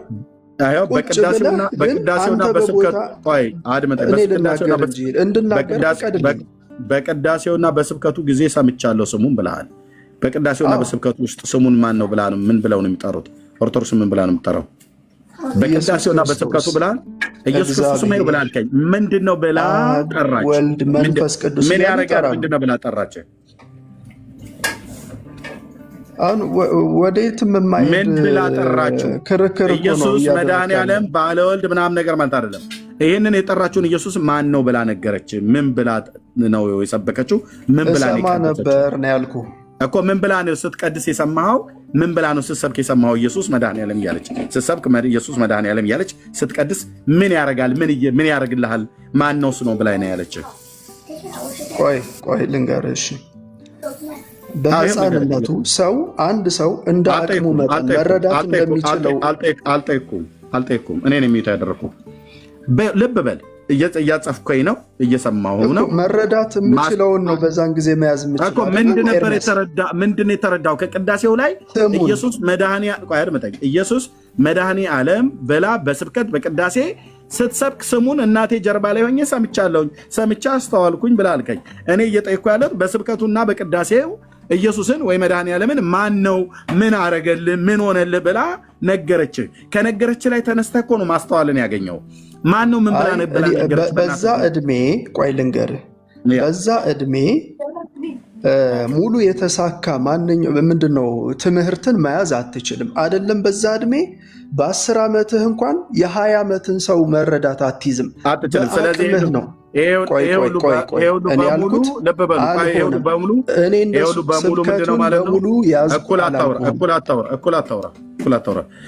በሙሉ ያጻፈን ምንድነው ማለት ነው? ውሸቴን ስሙን ያዝኩ ነው ያልኩህ። ስሙን ሰማሁ ነው ያልኩህ። ውሸትን ነው። አየሁ። አሁን እኔ ልጠይቅ እሰጣለሁ። ሮያል እያየሁ አይደለ? ሮያል ማይክን ክፈት፣ ማይክን ክፈት። ሮያል ካለ አየሁ አይደለ ያለው? ፔንቴ ቤት አትግባ፣ ኦርቶዶክስ ሄደህ ንስሐ ግባ፣ እነሱ ቤት አትግባ ብሎ ያለው ሰውዬ እሱ ራሱ ንስሐ ገብተሃል ወይ ብዬ ጠየቅኩት። አዎ አለኝ። በኦርቶዶክስ አስተምሮት አለ? አዎ። ንስሐ ገብታል? አዎ። የዘላለም ሕይወት አለ? አዎ። በኢየሱስ በማመን የዘላለም ሕይወት ያገኘሁት አለኝ። እሺ አሁን ብትሞት የት ነው የምትገባ ብዬ ስለው ገነት አለ። እንደምትገባ ማን የመሰከረልህ ብዬ ስለው ጌታ ኢየሱስ አለኝ። እንዴት ብዬ ስለው የጌታን ድምፅ ይሰማሉ ሙታን የእግዚአብሔር ልጅ ድምፅ የሚሰሙበት ጊዜው ይመጣል እሱም አሁን ሆኗል ብሎ አለ። ኦኬ አንተ የእግዚአብሔር ልጅ ድምፅ ሰምታለሁ ብዬ ስለው አዎ። መቼ? ከልጅነት ጀምሮ። መቼ ነው ጊዜውን ንገረኝ። አይ ማስተዋል ከጀመርኩበት ጊዜ ጀምሮ። መቼ ነው ያስተዋልከው? በእናቴ ጀርባ ላይ ሆኜ። እሺ ማስተዋል የጀመርከው መቼ ነው? በእናቴ ጀርባ ላይ ሆኜ። ደገመው። እሺ ምንድን ነው ያስተዋልከው? ስሙን ምን ብለው አሉት? በስብከትና በቅዳሴ ስሙ ሲጠራ በእናቴ ጀርባ ላይ ሆኜ ሰምቼ። ማን ብላ ጠራችሁ? በቅዳሴውና በስብከቱ ኢየሱስ ክርስቶስን። እሱንማ ማስተዋል አልችልም። ብላ ጠራችሁ ለሚለው አይደለም ማስተዋል ልናገር አንድ ጊዜ ምን ተብሎ ተሰበከልህ ነበር ያልክ? ሪያል እየቀጠለሽ ከዛ በልጅነታችን ምናምን ያው የታወቀ ነው። ቤተክርስቲያን ምናምን ልጅ ሆነህ ስትሄድ ለምሳሌ በልጅነት አይምሮ የማይጠፉ አንዳንድ መዝሙሮች ለምሳሌ አምላክ መሆኑን የሚያሳውቅ ነው። እንደ ቸርነት ምናምን አቤቱ ማረን ምናምን አምላክ መሆኑን የምታውቅበትን ነገር ታገኛለህ። ተክሌ እንደዛ ሊል ፈልጎ መሰለኝ። በቃ ያንን ነገር እያዳበርከው ትሄድና ከዛ በኋላ ደግሞ ወደ በመሰለኝ ደግሞ አንተ ትገባበት በመሰለኝ ኖ የእሱ አባባል እንደዚህ አይነት ነገሮችን እየሰማህ ትሄድና ከዛ በኋላ ወደ እያዳበርከው ትሄዳለህ ነው። እንደ ቸርነት አቤቱ ማረኝ ብሎ የሚል መዝሙር የሰማ ሰው ነው ገነት የሚገባው በእናቱ ጀርባ ላይ ሆኖ ነው። ያውም እኮ ያለው እኮ የጌታን ድምፅ የሰማሁት ነው ብሎ ያለው። ለምን እኔ ጋር አትነጋገርም? ተነጋገርን እኮ። ቆይ አንድ አፍታ ከእሱ ጋር እያወራን አንተ ቅድም እሱን ስትመክረው ነበር እንዴ? አንተ እኮ መካሪው ከእሱ የተሻለ ህይወት አለኝ፣ በኦርቶዶክስ ሃይማኖት አስተምሮ ተኖራለሁ፣ ንስሐ የገባው የዘላለም ህይወት ያለኝ ይህን የዘላለም ህይወት ኢየሱስ የሰጠኝ እና አሁን በሞት ገነት የምገባ በለህ የምትል ሰውዬ እኮ ነህ። ከሮያል ከኦርቶዶክስ ወንድሜ የተሻለ መረዳት አለኝ እና ጴንጤዎች ቤት እባክህ አትግባ፣ ከእነሱ ጋር የኦርቶዶክስን ትምህርት አታገኘውም ብለህ አልከው። አንተ ግን የኦርቶዶክስን ትምህርት ይዘህልን መጣህ። እኛም ሁሉ ጭምር ሰማን፣ ሮያልም ሰማ። ስንጠይቅህ ገነት እገባለሁ አልከን። እንዴት ነው የምትገባው? ጌታ ኢየሱስ ክርስቶስን በማመኔ ነው። ማን መሰከረልህ? የጌታን ድምፅ ስለሰማው። መቼ ነው የሰማው? ከልጅነት ጀምሮ። መቼ ነበር? ያን ጊዜውን ንገረኝ። አይ ጊዜውን አልነግርም፣ ማስተዋል ከጀመርኩበት። መቼ ነው ማስተዋል የጀመርከው? በእናቴ ጀርባ ላይ ሆኜ። በእናቱ ጀርባ ላይ የሚታቀፍ ልጅ የሚታዘል ልጅ እድሜው ግፋ ቢል እስከ 3 ዓመት በጣም ተንዛዛ ተብሎ ይባል እስከ 4 እና እስከ 5 እንሄድ። ይደክማቸዋል፣ ግን ለተወሰነ ጊዜ ሊያዝሉ ይችላሉ። የ5 ዓመት ልጅ እንኳን የሚያዝለ የለም። እንደው እውነቱን ለመነጋገር እስከ 3 ዓመት ያዝላሉ እናቶቻችን። በጣም ሄደ አንተ ገፋ ተብሎ ቢባል እስከ 5 ዓመት ድረስ ነው ማለት ነው። 5 ዓመት ድረስ የታዝለ ማለት ነው። ልብ በሉ። ይሄ ኦርቶዶክሳዊ ወንድማችን እናቱ ጀርባ ላይ ሆኖ የእግዚአብሔር ልጅ ድምፅ ሰምቶታል። የሰማውን ግን ምንድነው? የእግዚአብሔር ልጅ ድምፅ አያውቀውም። እንኳን የእግዚአብሔር ልጅ ድምፁ ሊሰማ ቀርቷልም የእግዚአብሔር ልጅ ማን እንደሆነ እንኳን አያውቅም። እሱ ራሱ እንኳን ህፃናት እንደሚያመሰግኑ ይናገራል። ወንድምዬ አልጠየኩም። የጠየኩ ላይ ብቻ ታወራለህ። እሰጥሃለሁ፣ ልሰጥህ ነው። ስለዚህ ምንድን ነው ያስተዋልከው ብዬ ስለው ስሙን አለ። ስሙን ምን ብለው ነገሩ ብዬ ስል በስብከትና በቅዳሴ ስሙን ሰምቻለሁ፣ ሲጠራ ሰምቻለሁ አለኝ። ምን ብላ ጠራችሁ ቤተክርስቲያኒቱ? በስብከትና በቅዳሴ ኢየሱስ መድኃኔዓለም ብቻ ነው ብላ የጠራችሁ እና ታስታውሰዋለህ ብቻ። አይ እሱንማ ማስታወስ አልችልም ማለት እሺ። አሁን ለሴዛ ኦርቶዶክስ ይኸው ጨርሻለሁ። በጣም ጥሩ። እኔ ድምፁን መቼ ሰማው ስትለኝ የነገርኩህ የመለስኩልህ መልስ ጌታ ኢየሱስ ክርስቶስ በዮሐንስ ወንጌል ያስተማረውን ትምህርት የሰማውበትን ቃል አይደለም ምን ያልኩት፣ የጌታ የኢየሱስ ክርስቶስን ስሙን በመስማት ነው ድምፁን መስማት የጀመርኩት ከህፃንነቴ ጀምሮ ማለቴ ነው። እንደዛ ነው የተናገርኩት። ሮያልም በትክክል ነው የተረዳኝ። ከዛ ጀምሮ የኢየሱስ ክርስቶስን ስም እየሰማሁት እየለመድኩት በንጹህ ሕሊና ሕፃናት ወደ እኔ ይመጡ ዘንድ ተዋቸው፣ አትከልክሏቸው፣ መንግስተ ሰማያት እንደነዚህ ላሉት ናትና ብሎ እንደተናገረው በንጹህ ልቦና ከልጅነት ጀምሮ የጌታን ስም በቤቱ እየሰማሁ ነው ያደግኩት ማለት ነው። ከዛስ ነፍስ አንድ ሰው በህፃንነት ብቻ አንተ መወሰን የለብህም ማለት በልጅነት ብቻ ነው ያዳመጥከው ብለን ልትዘጋው አትችልም። በ10 ዓመቱም በ20 ዓመቱም ሰው አንድ አይነት መረዳት የለውም። በ10 ዓመቱ የ10 ዓመት መረዳት ይኖረዋል።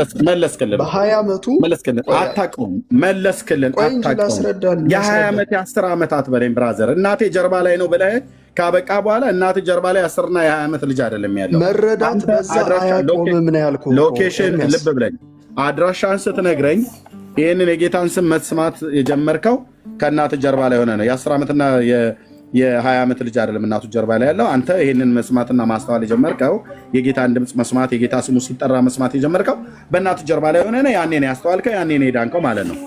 ይህን ጥያቄ የጌታን ድምፅ የሰማሁት ከህፃንነቴ ጀምሮ ነው። በቃ ያዝንልህ ፈራረሰ እኮ ያዝንልህ። ድነሃል አንተ? አዎ በሚገባ ድኛለሁ። ቴንክ ዩ። እየዳንህ ነው? መዳኔን እየፈጸምኩ ነው። እየዳንህ ነው ወይ? መዳኔን እየፈጸምኩ ነው ማለት ነው። እሱ ማለት ነው። እየዳንህ ነው። አንድ ነው። ትድናለህ። ወደፊት ደግሞ እድናለሁ። እስከ መጨረሻው የሚጸና ቢኖር እርሱ ይድናል እንደሚለው እስከ መጨረሻው ጸንቼ በክርስቶስ እምነት እስከኖርኩ ድረስ እድናለሁ። ያውን ጊዜ የኃላፊ ጊዜ አይደል ይሄኛው? እሺ የዳንከው ዳግም ስትወለድ ነው አይደል? የሥላሴ ልጅነትን ስታገኝ ዳግም ስትወለድ አይደል? በትክክል ዳግም ተወልደሃል? አዎ ተወልጃለሁ። ዳግም የሚወለደው አንድ ሰው በምንድን ነው? አድመጠኝ። አልጠየቅኩም። አንተ አልጠየቀኝም። እኔ አልጠየቅኩህም። እኔን ጥያቄ ስጨርስ እኔ ኖርማል ጥያቄ እኮ ነው የጠየቅኩህ። እኔ የሚዩት ያደረግኩህ ስትከፍት ጥያቄን የምትመልስልኝ ካልሆነ አቅቶሃል ማለት ነው። ትወርዳለህ። እኔ እየጠየቅኩህ አንተ አትጠይቀኝ። እኔ ስጨርስ አንተ ትጠይቀኛለህ እኔን ማለት ነው። ልክ እኔ እሰጥህና አንተ ትጠይቀኛለህ ማለት ነው። እሺ ዳግም ተወልደሃል? አንተን ማዳን ስለምፈልግ ዳግም ተወልደሃል? አዎ ዳግም ተወልጃለሁ። ከውሃና ከመንፈስ ቅዱስ ዳግም ተወልጃለሁ። እየተወለድህ ነው? አይ አሁን እየተወለድኩ አይደለም። አሁን የልጅነት ህይወትን ነው እየኖርኩ ያለው። እየተወለድህ ነው ወይ? የኔ ጥያቄ መልስልኝ። እንዴ አንዴ ነው አንተ በየቀኑ አትወለድም አይደል? እየተወለድህ ነው ወይ? የጠየቁን ጥያቄ ብቻ መልስልኝ። እየተወለድህ ነው? እንዴ አንዴ ነው የሰው ልጅ የሚወለደው እያልኩ እኮ ነው። እየተወለድህ ነው ወይ? አሁን አይደለም እንደዚያ የሚመለስ አየህ። አንዴ ተወልጃለሁ። እንዴ አንተ እኮ አሁን በቃ አትተንፍሱ አትናገሩ ሆነ እኮ ንግግር። ጨርሻለሁ። አይደለም እሺ ትወለዳለህ?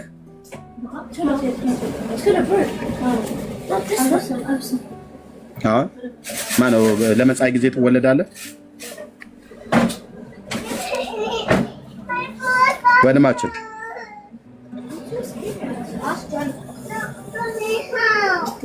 ያው ስላስቸገርከኝ ነው ሚውት ማድረግ አስችላለሁ።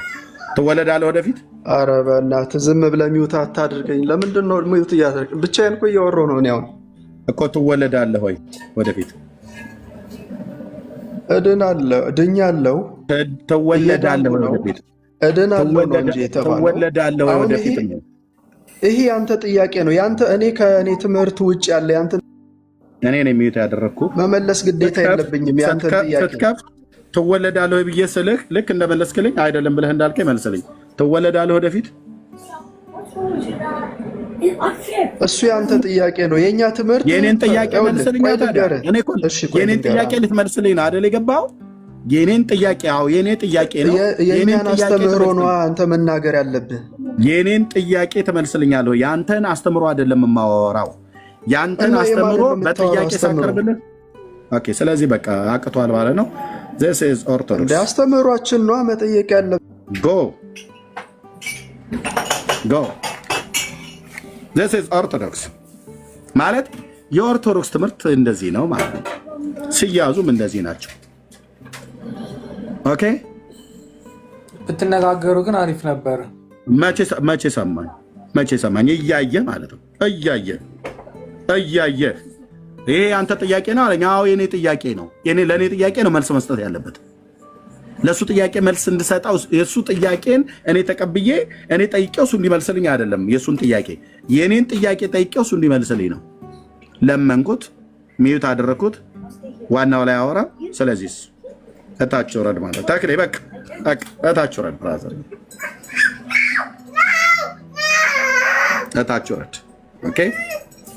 ስለዚህ እውነት ለመናገር ቤተክርስቲያኒቱ በደመ ነፍስ የምታስተምራችሁ ገለባ የሆነ ትምህርት ነው። ገለባ የሆነ ነገሩ እንደ መሰለ ኤርሚያስ፣ አሁን እንደምሳሌ ሮያል ቅድም አንተ ምንም አላቅም ብለህ ስላልክ አሁን ልክ ሰዎች ተናግረው እንዴት መሰለ ተብሎ ለምሳሌ ብለህ ለመናገር አይደለም። አሁን ቅድም ነግሬሃለሁ። አንተ ስላላወቅ ነው። አሁን ወደ ማወቅ ላይ እየመጣ ነው። እያነበብክ ስለሆነ እውቀት አለ። እውቀትን እያገኘ ነው። ዳዴ እያልክ ነው። አይ በናገር የፈለግኩትኝ ስለ እምነት ምናምን ጉዳይ አይደለም። እኔ ምንድነው ታውቃለህ፣ ለምሳሌ እኔ የምውልበትን ቦታዎች ማመሽበትን ቦታዎች የማውቀው እኔ ነኝ። እናንተ አታውቁም አይደለ? ግን አሁን እኔ በቃ ደስ ይለኛል እንደዚህ ገብቼ ምናምን የመጽሐፍ ቅዱስ ምናምን ትምህርቶች በቃ ፕሮቴስታንት ኦርቶዶክስ ጋር ምናምን ሳዳምጥ በቃ ደስ ይለኛል። ምክንያቱም ሲነጋገር አንዱ ለአንዱ ሲጨቃጨቅ ምናምን ለእኔ እንደ አንድ እንትን ነው፣ እውቀት ምንጭ ነው። በቃ እውቀት ነገር መያዝ ይችላለሁ። ከእምነቴ ጋርም ተጽዕኖ ባያመጣብኝ ምን ቢል ባለፈው ነግሬያለሁ። ስለ እምነቴ ባላውቀውም በቃ በደፈናው ያለኝን ሀሳብ ነግሬያለሁ። ስለዚህ እኔ አሁን ለምሳሌ እንደዚህ አይነት ሌላ ቦታ ላይ ሌላ ነገር ውስጥ ከምገባ ሌላ ቦታ ላይ ከምሆን እንደዚህ አይነት ነገሮች ሰው ሲነጋገር ማዳመጥ ወይ ደግሞ እኔ ደግሞ የአቅሜን ያክል መጠየቅ በቃ እንደ ሆቢ ላደረገው በቃ እንደዚህ አይነት ሙድ ጀምሬያለሁ። ምክንያቱም አይጎዳኝ፣ ይጠቅመኛል እንጂ አይጎዳኝም። በዛው ደግሞ በተጓዳኝ ደግሞ ዝም ብዬ ባይብል ማንበብ። ለምሳሌ አሁን እንደዚህ አሁን ተክሌ አይነት እና አንዳንድ አይነት እውቀት ያለው ተክሌ ምናምን ስታወሩ አንዳንድ ፖይንት ትይዛለህ። እኔ በሃይማኖቴ ላይ ለውጥ ይመጣል ብዬ አይደለም እንደዚህ የምለው፣ ሁልጊዜ ነግሬሃለሁ። ምክንያቱም ግን ማንበብ እፈልጋለሁ፣ ማወቅ እፈልጋለሁ። በቃ ሌላ ነገር አይደለም። ግን አንዳንድ ጊዜ እንደዚህ ስትነጋገሩ እንትን ቢሆን በቃ በመግባባት መልኩ እንደዚህ በጣም ሃርድ እንደዚህ ነው ሳይሆን ኖርማሊ የምታውቁ ሰዎች ብትግባቡ አሪፍ ነገር ይመስለኛል። ምክንያቱም ክላሲክ በሆነ መልኩ ብትነጋገሩ ሌላው የሚሰማውም ሰው ደግሞ ነገር ተምሮ ሊያልፍ ይችላል። እንደዚህ ይህን ሀሳብ ልነግር ፈልጌ እንግዲህ ከዚህ በላይ ንግግር የለም። ኦኬ ሰው ሮያል አሁን አንተ ስታወራ እኔ ሚዩት አድርጌ ሰማህ አይደል? እዚህ ያለ ሰው ሰማህ አይደል? 470 ሰው ምናምን ነገር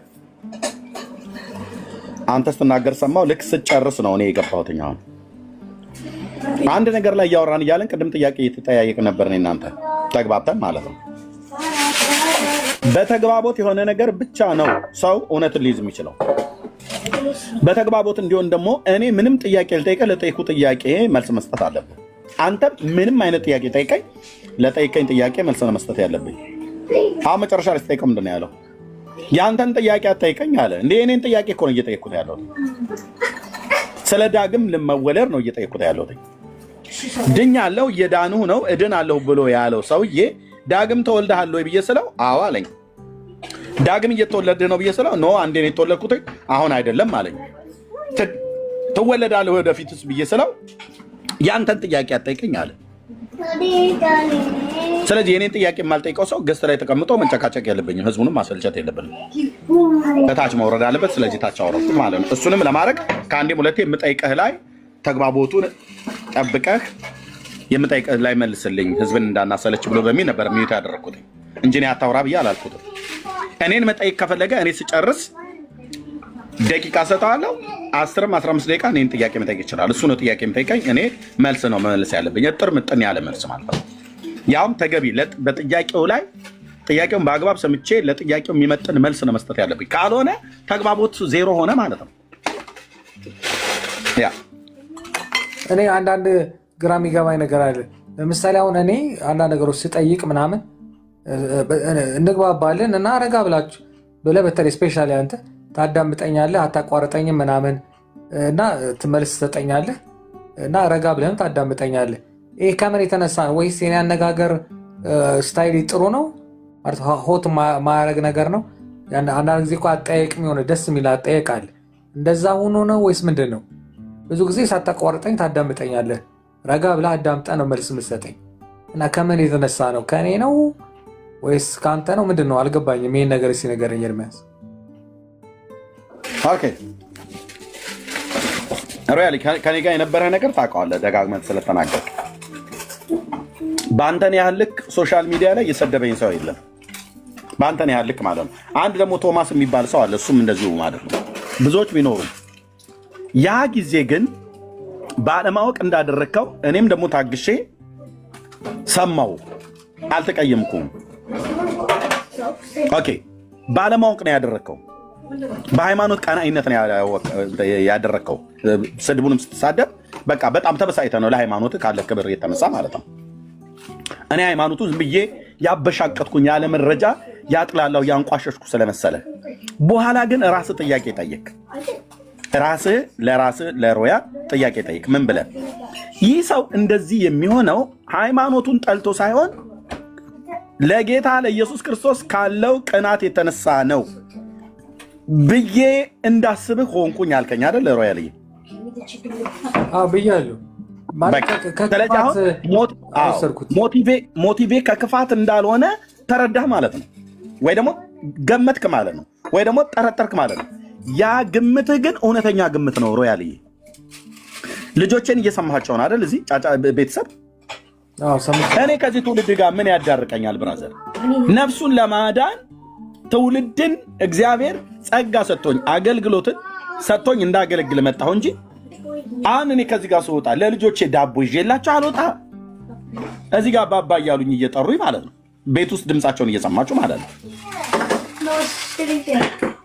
ታዲያ ምንድን ነው ብለህ ብትለኝ እውነት ነው። ያ የጠረጠርከው የገመትከው ነገር ለእግዚአብሔር ካለኝ ቅናት የተነሳ ህዝቡንም ስለምወደው እንዳይጠፉ ማለት ነው። በዘላለም ሞት እንዳይጠፉ፣ በዘላለም ሞት እንዳትጠፉ፣ እንዳንጠፋ አዳኙ ኢየሱስ ነው። አዳኙ የመቃብር አፈር ነው። አዳኙ ጥፍር ነው። አዳኙ ፀጉር ነው። አዳኙ ትውከት ነው። አዳኙ ተቅማጥ ነው። አዳኙ እንትን ብሎ በሚል አስተምሮት ውስጥ የታጠረ ሰው አዳኙ ኢየሱስ ክርስቶስ የአብ ልጅ የዳዊት ልጅ ብቻ ነው ብሎ ለመስበክ ከእግዚአብሔር ጥሪ ስለመጣልኝ አገለግላለሁ ማለት ነው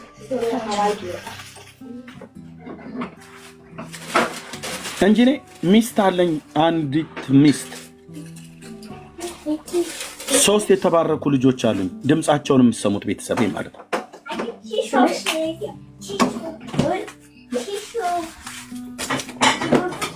በምን መንገድ እያለፍን እንደምናገለግል እኛ ነው የምናውቀው። ልጆቼን እያሸማቀኩ ዝም በሉ እያልኩ በጣቴ እንደዚህ እያልኩኝ ማለት ነው። ይሄ ሪከርድ ይደረጋል። የቤተሰብ የሁሉ ድምፅ ነው የሚገባው። ዝም ከምል በዚሁ ሁኔታ ውስጥ ሆኜ ለትውልድ እውነትን ለማሳወቅ ብሎ በሚል እንጂ ማንም ሰው አሁን እኔ ባለበት ሁኔታ ውስጥ ሆኖ ማንም ሰው አያገለግልም እውነት ለመናገር። ስለዚህ እኔ ሞቲቬ በቃ ወንድሜ ሮያል አግኝተዋል።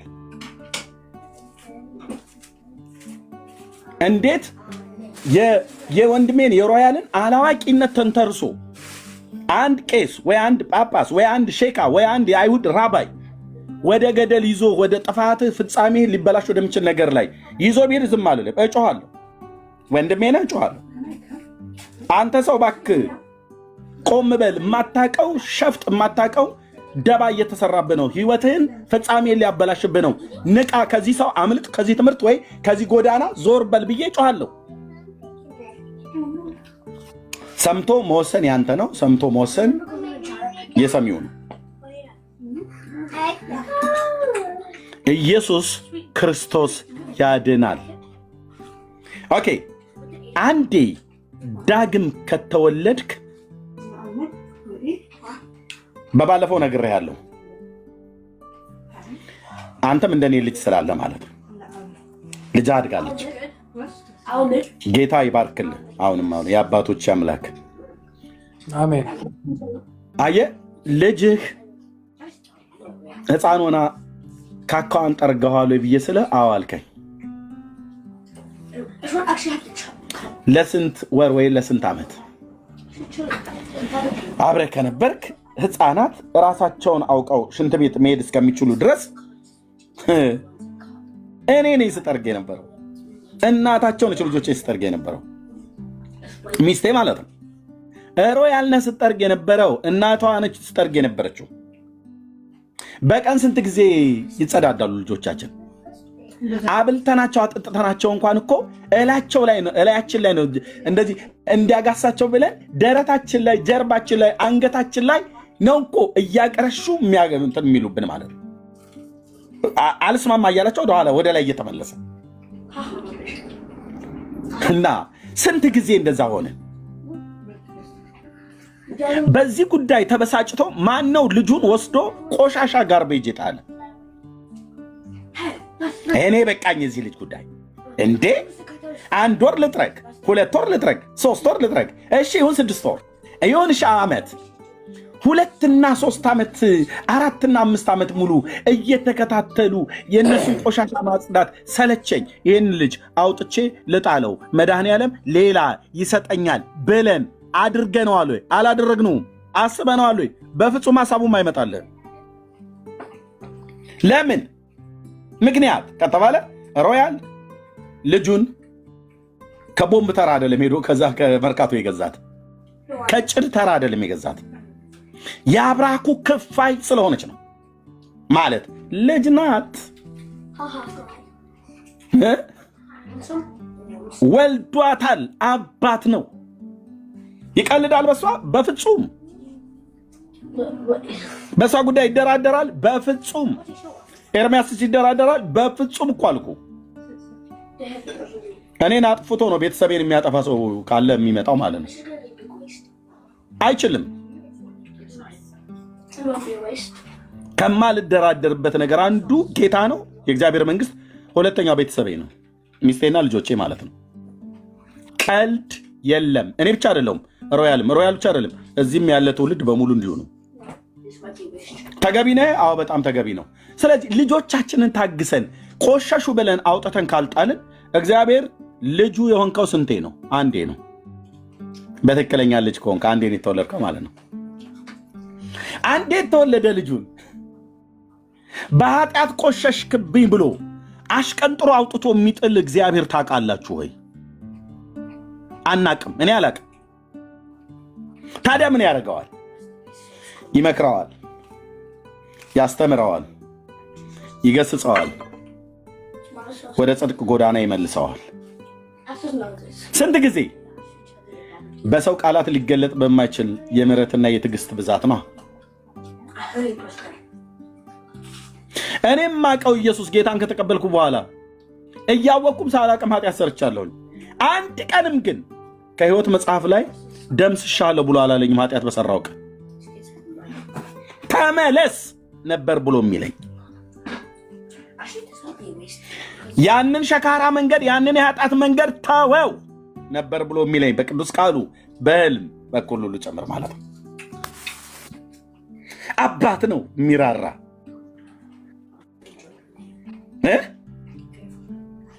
በስርቆት ብገኝ፣ በዝሙት ብገኝ፣ በውሸት ብገኝ፣ በተለያዩ ነገር ብሸት ወዲያውኑ በል አምጣ ሚካኤል በሉ ሰርዙት ከሕይወት መጽሐፍ ላይ ይሄ ቅራቅንቦ ብሎ የማይል አባት። ልጅ ያቀረሸብኝ ብዬ አልጣልኩትም። አሳድጌው እንደ ከእናቱ ጋራ የመጀመሪያ ልጅ አሁን 11ኛ ዓመቱ ነው። ሁለተኛዋ ልጄ 9 ዓመቷ ነው። ሶስተኛዋ ልጄ 3 ዓመት ከ6 ወር ምናምን አካባቢ ወደ 4 እየሄደች ነው። ስንት ጊዜ ታገስኩኝ እኔ እንኳን ክፉኝ ማለት ነው። ኢየሱስ ለዘላለም ስም ይባረክ። የኔ አባት እግዚአብሔር ለዘላለም ስም ይቀደስ። በኦርቶዶክስ ሃይማኖት የሚሰበከው እግዚአብሔር ጨካኝ ነው። ጨካኝ እግዚአብሔር ነው የሚሰብኩት። ይታገሳል።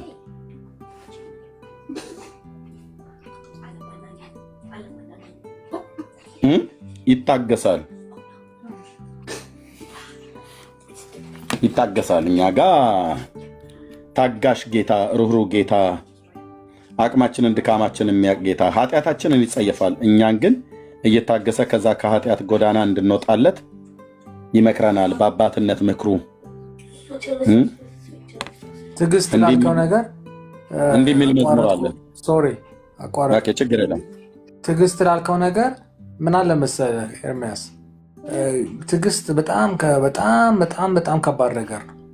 እኔ አሁን ለምሳሌ ለምንድን ነው እዚህ ቤት አንተ ጋር የምመጣው የሚለውን ነገር ስታየው ዋናው ሊሰመርበት የሚችለው ትዕግስት ነው።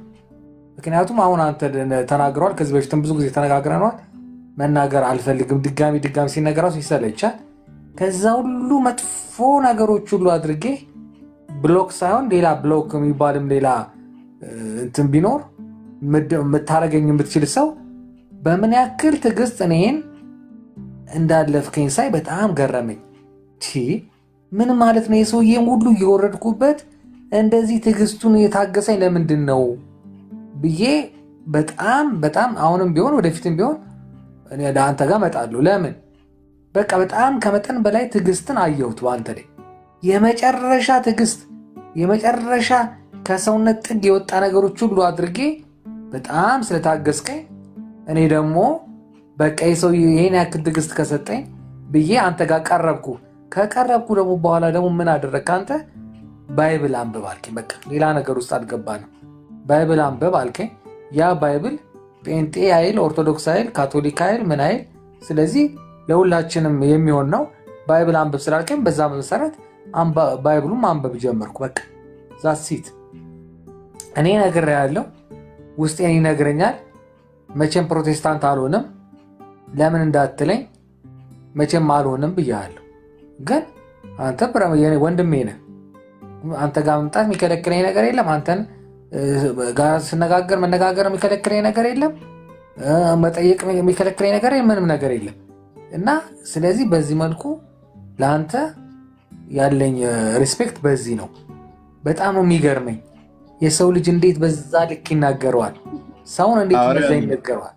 ጌታ ይባረክ። ሮያልዬ ወንድሜ እኔም እወድሃለሁ የእውነት አንተም ልክ እንደዚሁ ማለት ነው። እኔ የሚገባኝ እግዚአብሔር በእኔ በኩል እንደታገሰ ነው የሚገባኝ። እና አንተ እንዴት ቻልክ ብለህ ብትለኝ እኔም ሰው ነኝ። እንዳይሰማኝ ያደረገው የእግዚአብሔር ጸጋ ነው። እውነቱ ይሄ ነው። ትናንትናውን ትተን ግን ስለ እግዚአብሔር ትዕግስትና ስለ እግዚአብሔር ምሕረት ግን እኛ እንደዚህ ብለን እንዘምራለን። ሮያልዬ የጌታን ትዕግስት ልጆቻችንን ስንት ዘመን ታግሰን ያሳደግነው። ይኸው እስካሁን ድረስ የመጀመሪያ ልጄ ወደ 11 ዓመቱ ነው። አሁንም ጭምር እንኳን ገና ብዙም የማያውቀው ነገር ስላለ አሁንም ጭምር እንኳን ተው፣ ቁጭ በል፣ ዝም በል ምናምን ነገር ብዬ ስለው ስልክ እያወራ ከሆነ ሚዩት አድርገው ሮያልዬ፣ ድምፅ እየሰማ ነው። እስካሁን ድረስ የኔና የእናቱ የሚስቴ ማለት ነው ጥንቃቄ፣ እንክብካቤ፣ ጥበቃ አረቀው እስካሁን ድረስ እየታገስን ማለት ነው። በቀን ውስጥ ስንት ጊዜ ነው ተው የምላቸው ልጆቼ፣ እናንተም ልጆቻችሁ። ጌታስ እኛ እንደዚህ ብለን እንዘምራለን።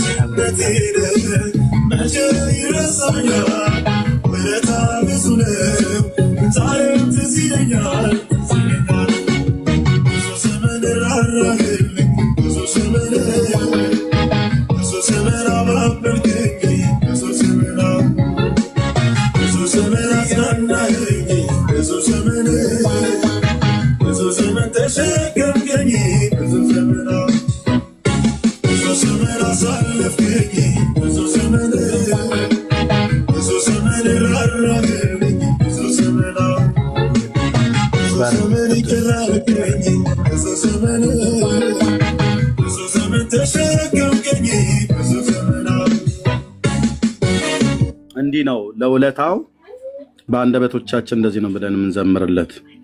ብዙ ዘመን ራራልኝ ሮያል ለእኔ ነው የምነግርህ። እኔ እዚህ ማውራ ሰው በእነዚህ ዘመናቶች ውስጥ ከእናቴ ማህፀን ጀምሮ እስካሁኗ ዘመን ድረስ የቸርነትና የምሕረቱ የርኅራኄው ብዛት ነው ያኖረኝ። የትዕግስቱ ብዛት ለእኔ ይህን የሆነልኝ። እግዚአብሔር በሕይወቱ እንደዚሁ የራራለት ሰው ስለ ራሱ ይናገር። የወንጌል አማኞች ወንድሞቻችንና እህቶቻችን ከእኔው ራሱ አሁን ከምለው ነገር ሌላ ነገር የሚሉት ነገር የለም ተመሳሳይ እንጂ። ራራልን፣ ጠበቀን፣ ተጠነቀቀልን፣ ተሸከመን። ኃጢአት እንደሰራን ቢሆን ኖሮ ወዲያውኑ ነበር የምንጠፋው። ግን ይመልሳል፣ ይታገሳል፣ ይራራል። እኔ ለልጆቼ ይህን ያህል ትዕግስት ካሳየው ከወለድኩ በኋላ ነው በደንብ የገባኝ። ወንድሞችና እህቶች እኔ ለልጆቼ እንዲህ ከተንሰፈሰፍኩ እግዚአብሔር ለእኔ በልጁ በክርስቶስ ኢየሱስ ሞት በኩል ለወለደኝ ከእኔ ጋር እኔ ለልጆቼ ከማሳየው ፍቅር ጋር ጌታ ለእኔ የሚያሳየኝ አይነጻጸርም። የእሱ ይልቃል፣ በቃላት አይገመትም። ከወለድናቸው ከልጆቻችሁ እዚህ ያላችሁ ወላጆች በጣም ብዙዎች አላችሁ። ከወለድናቸው ለልጆቻችን ከምናሳያቸው ፍቅር ሊተካከል፣ ሊስማማ፣ ሊነጻጸር የማይችል እኮ ነው የጌታ ፍቅርና ቸርነት፣ ምሕረት፣ ጥበቃ። እንደ እግዚአብሔር ያለ ማንም የለም።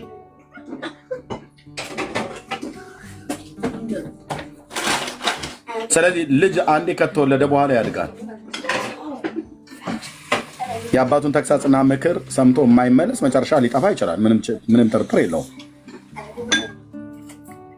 እና ጌታ እንደ ሰው አይደለም። ጌታ እንደ ሰው አይደለም። እና ተባረኩ። ወንድምነት ዳኒ ካለህ መቀጠል ትችላለህ። ቴንኪው።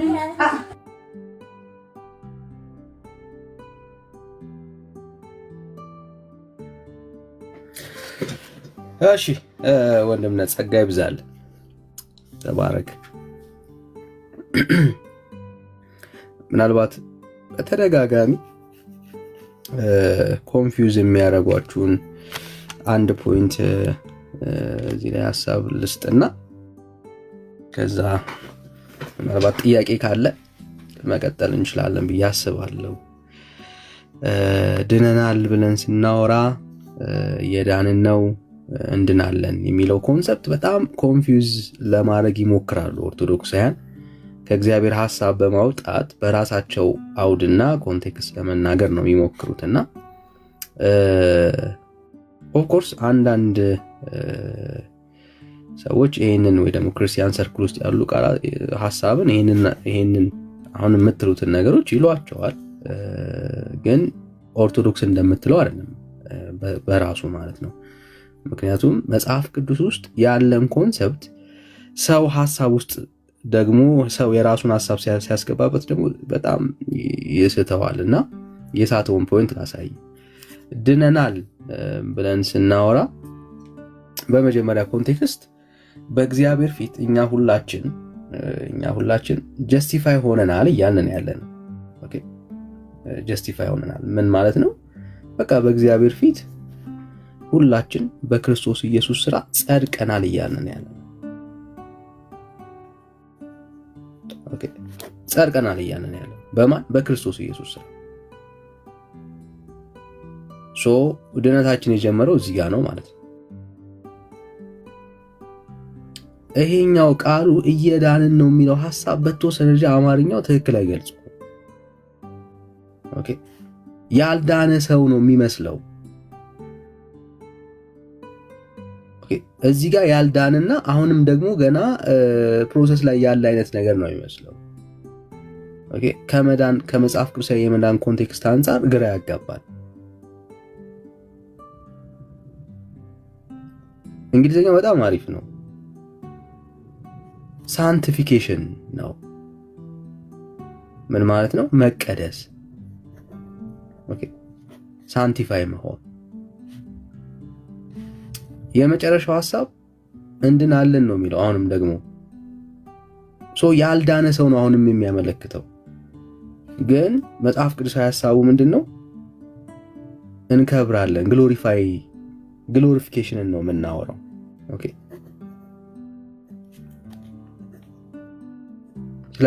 ስለ ግሎሪፊኬሽን ነው የምታወራው።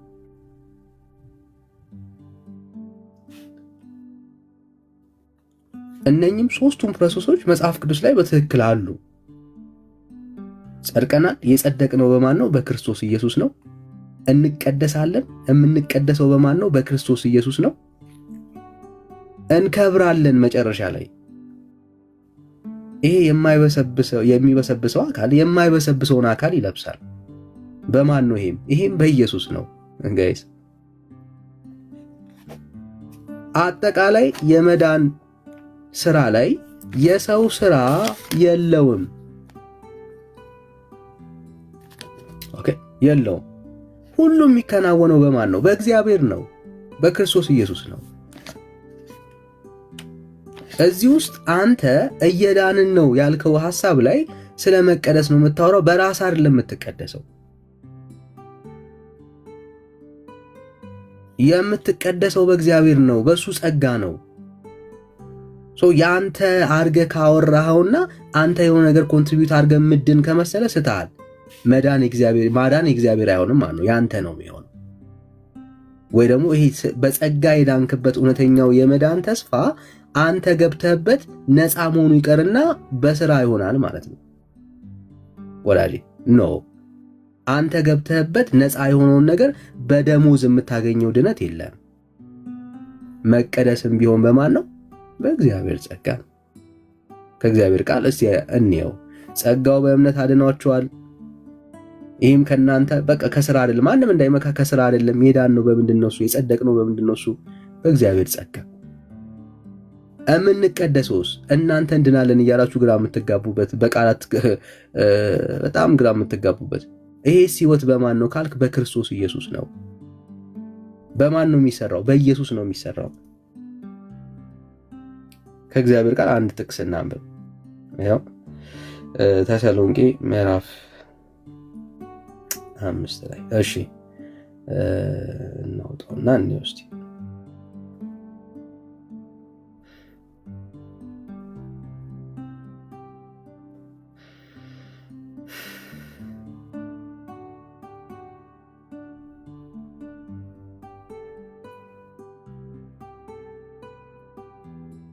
እሺ እንደዚህ ይላል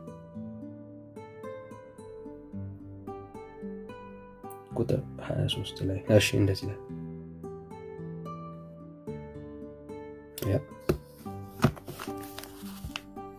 የሰላምም አምላክ ራሱ ሁለንተናችሁን ምን ያድርግ? ይቀድስ፣ መንፈሳችሁንም ነፍሳችሁንም ስጋችሁንም ጌታችን ኢየሱስ ክርስቶስ በመጣ ጊዜ ያለ ነቀፋ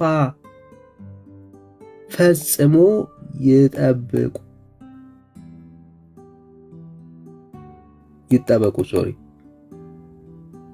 ጌታችን ኢየሱስ ክርስቶስ በመጣ ጊዜ ያለ ነቀፋ ፈጽመው ይጠበቁ። የሚጠራችሁ የታመነ ነውን፣ እርሱም ደግሞ ያደርገዋል።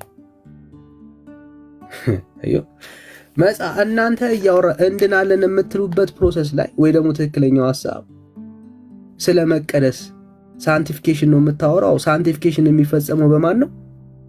በእግዚአብሔር። ጀስቲፋይ የተደረግነው በማን ነው? በእግዚአብሔር፣ በጸጋው፣ በክርስቶስ ኢየሱስ በመስቀል ስራ። የምንቀደሰውስ በማን ነው? በክርስቶስ ኢየሱስ። ብራዘር አየህ፣ ለምንድን ነው ካልክ ወዳጄ የጠራን እሱ ነው። ጠሪው እሱ ነው። ጋባዡ አድናችኋለሁ ያለን እሱ ነው። የታመነ ነው ያለ ብራዘር። ጌታችን ምን አደረገ ነው? የታመነ ነው። ስለዚህ በክርስትና ህይወት ውስጥ በምንኖርበት ህይወት ውስጥ አሁን ስታዩ ማንነታችን ፐርፌክት አይደለም።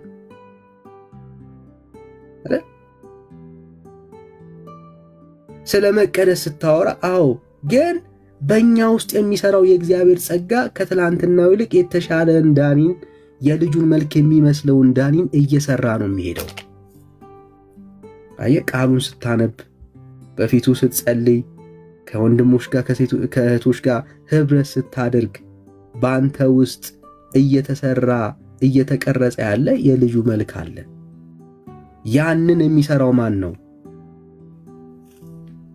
የጠራ ታማኝ ሆነ እሱ ምን ያደርጋል? የሰላም አምላክ እሱ ሁለንተናችሁን ምን ያደርጋል? ቀድሳል። ቀዳሹ ማን ነው? ራሱ ጌታ።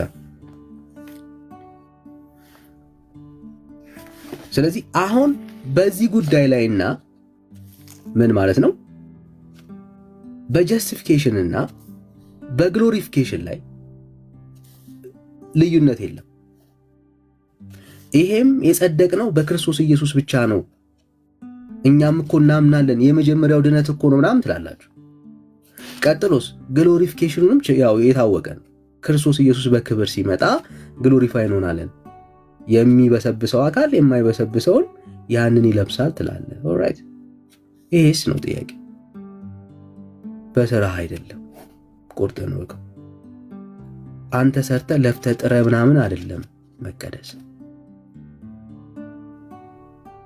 ሳንቲፋይ የምትሆነው እየነጻህ የልጁን መልክ እየመሰልክ እየተቀየርክ የምትሄደው በአንተ ስራ አይደለም፣ በአንተ ውስጥ በሚሰራው ጸጋ ነው።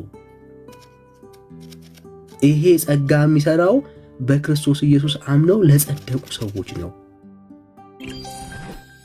በክርስቶስ ኢየሱስ አምነው የጸደቁ እነኛ ሰዎች የዳኑ ሰዎች በጸጋው ጉልበት እየተቀደሱ ሳንቲፋይ እየሆኑ ከትላንትናው ይልቅ የተሻለ በህይወታቸው የልጁን መልክ እየመሰሉ እየተለወጡ ይሄዳል። የመጨረሻ ተስፋችን ግሎሪፊኬሽን፣ እንከብራለን። ይሄ ከዚህ ማን ይለየኛል የተባለው እሱ ማንነት ዲዛይሩ ምናምን በክብር ለሚመጣው መንግስት በሚመጥን ለዛኛው ዓለም በሚመጥን ህይወት ደረጃ ማንነታችን ይከብራል።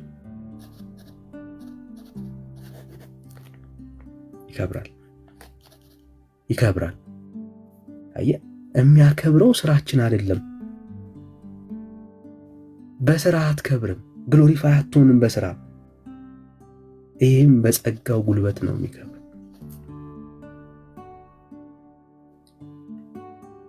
የአምላክ ቃል በጣም ክሊር በሆነ መልኩ ነው የሚናገረው እና ህዝቡን አታምታቱት፣ ብራዘር አታምታቱት። ድነትን አንተ ጀምረ እግዚአብሔር ጀምሮ አንተ የምትጨርሰው ጉዳይ አይደለም። አስቀድሞም የወሰናቸውን እነዚያን ደግሞ ጠራቸው። የጠራቸውን እነኛን ደግሞ ምን አረጋቸው? አጸደቃቸው። ያጸደቃቸውን እነኛን ደግሞ ምን አረጋቸው? አከበራቸው።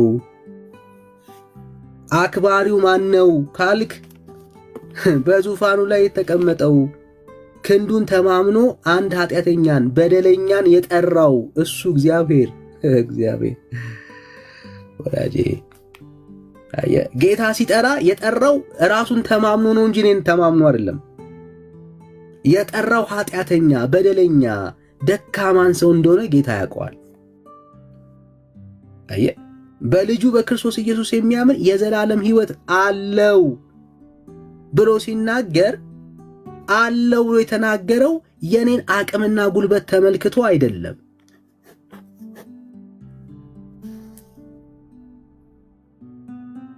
የራሱን ክንድ ተማምኖ ነው። የራሱን ክንድ ተማምኖ ወዳጅ። ለዚህ ነው የጠራን የታመነ ነው። በእኛ ላይ የጀመረውን መልካሙን ስራ እስከ ፍጻሜው ደግሞ እስከ ፍጻሜው የሚያደርስ ማን ነው? የጠራን ጌታ። ድነታችን በእኛ ተጀምሮ በእግዚአብሔር ተጀምሮ በእኛ ተደርቦ ደግሞ በሱ የሚያልቅ ህይወት አይደለም። የተጠራንበት የክርስትና ህይወት ይሄ ነው እና ህዝቡን ግራ አታጋቡት ወዳጆች። ከእግዚአብሔር ጋር በሼር አይደለም እናደነው ራሳችንን። እግዚአብሔር ብቻውን ነው የሚያድነን። ማዳን እግዚአብሔር ነው። ብቻውን ያድናል ብለን ስናወራ በክርስቶስ ኢየሱስ በማመን የምናገኘው ህይወት ብቻ ነው ያለው። ከዛ ውጪ የትኛውም የህይወት ምዕራፍ ውስጥ የኛ የምንለው ከእግዚአብሔር ዘንድ ያልሆነ ነገር የለም። ብንጸድቅ በክርስቶስ ኢየሱስ ፊት፣ በእግዚአብሔር ፊት ጀስቲፋይ ብንደረግ በክርስቶስ ኢየሱስ፣ ብንቀደስ በሱ ጸጋ፣ ብንከብር ዳግም ጌታ ሲመጣ እሱ። ስለዚህ ክርስትና ከዚህ ውጪ ሌላ ትምህርት የለውም። እግዚአብሔር ጀምሮልህ አንተ ደግሞ በመልካም ስራ ምናምን ሰርተ ምናምን የምትለወጥ የምትድነው አዲስ መዳን የለም። መጨረሻ ላይ ደግሞ ድጋሚ የምትድንበት ህይወት የለም። አንድ ያጽድቀዋል ጌታ፣ ያ ያጸደቀ ጌታ ያከብራል። ክርስትና ይሄ ነው ወዳጅ። በአንተ ተጀምሮ በእግዚአብሔር ተጀምሮ በአንተ የሚያልቅ ክርስትና የለም የእግዚአብሔር ቃል ውስጥ እና አታምታቱ፣ ትውልድን አታምታቱ፣ ብራዘር አታምታቱ ጋይስ። እና ይሄንን ነው የምንላችሁ። ይሄው ነው። ጸጋና ሰላም ይብዛላችሁ። ወንድምነት እንዴት ነህ? ትከብታለህ አይመስለኝም አይደል?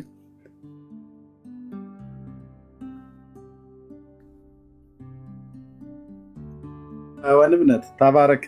ቴንኪው። እኔም ከልጆች ከቤተሰብ ጋር ነኝ ያለሁት። እኛ ጋር ደግሞ ኒው ይር ሊገባ ጥቂት ነው የቀረ።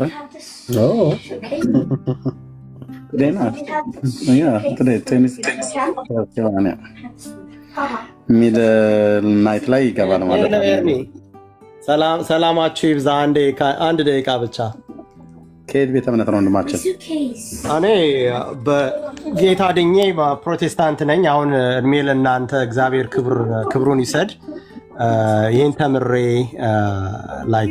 ጌታን ተቀብዬ አሁን ተጠምቄ ያለው ቤተሰቤን አስመልጫለሁ እና እናንተም በርቱ ልላችሁ ነው። በዚህ አጋጣሚ እግዚአብሔር ብድራትን የሚከፍል መክሊታችሁን እግዚአብሔር የሚሰጥ ብዙ ሰው እየዳነ ነው፣ ብዙ ሰው እየነቃ ነው። እናንተ ብትደክሙ ብዙ ፍሬ እያፈራችሁ ነው እና በርቱ በርቱ በርቱ።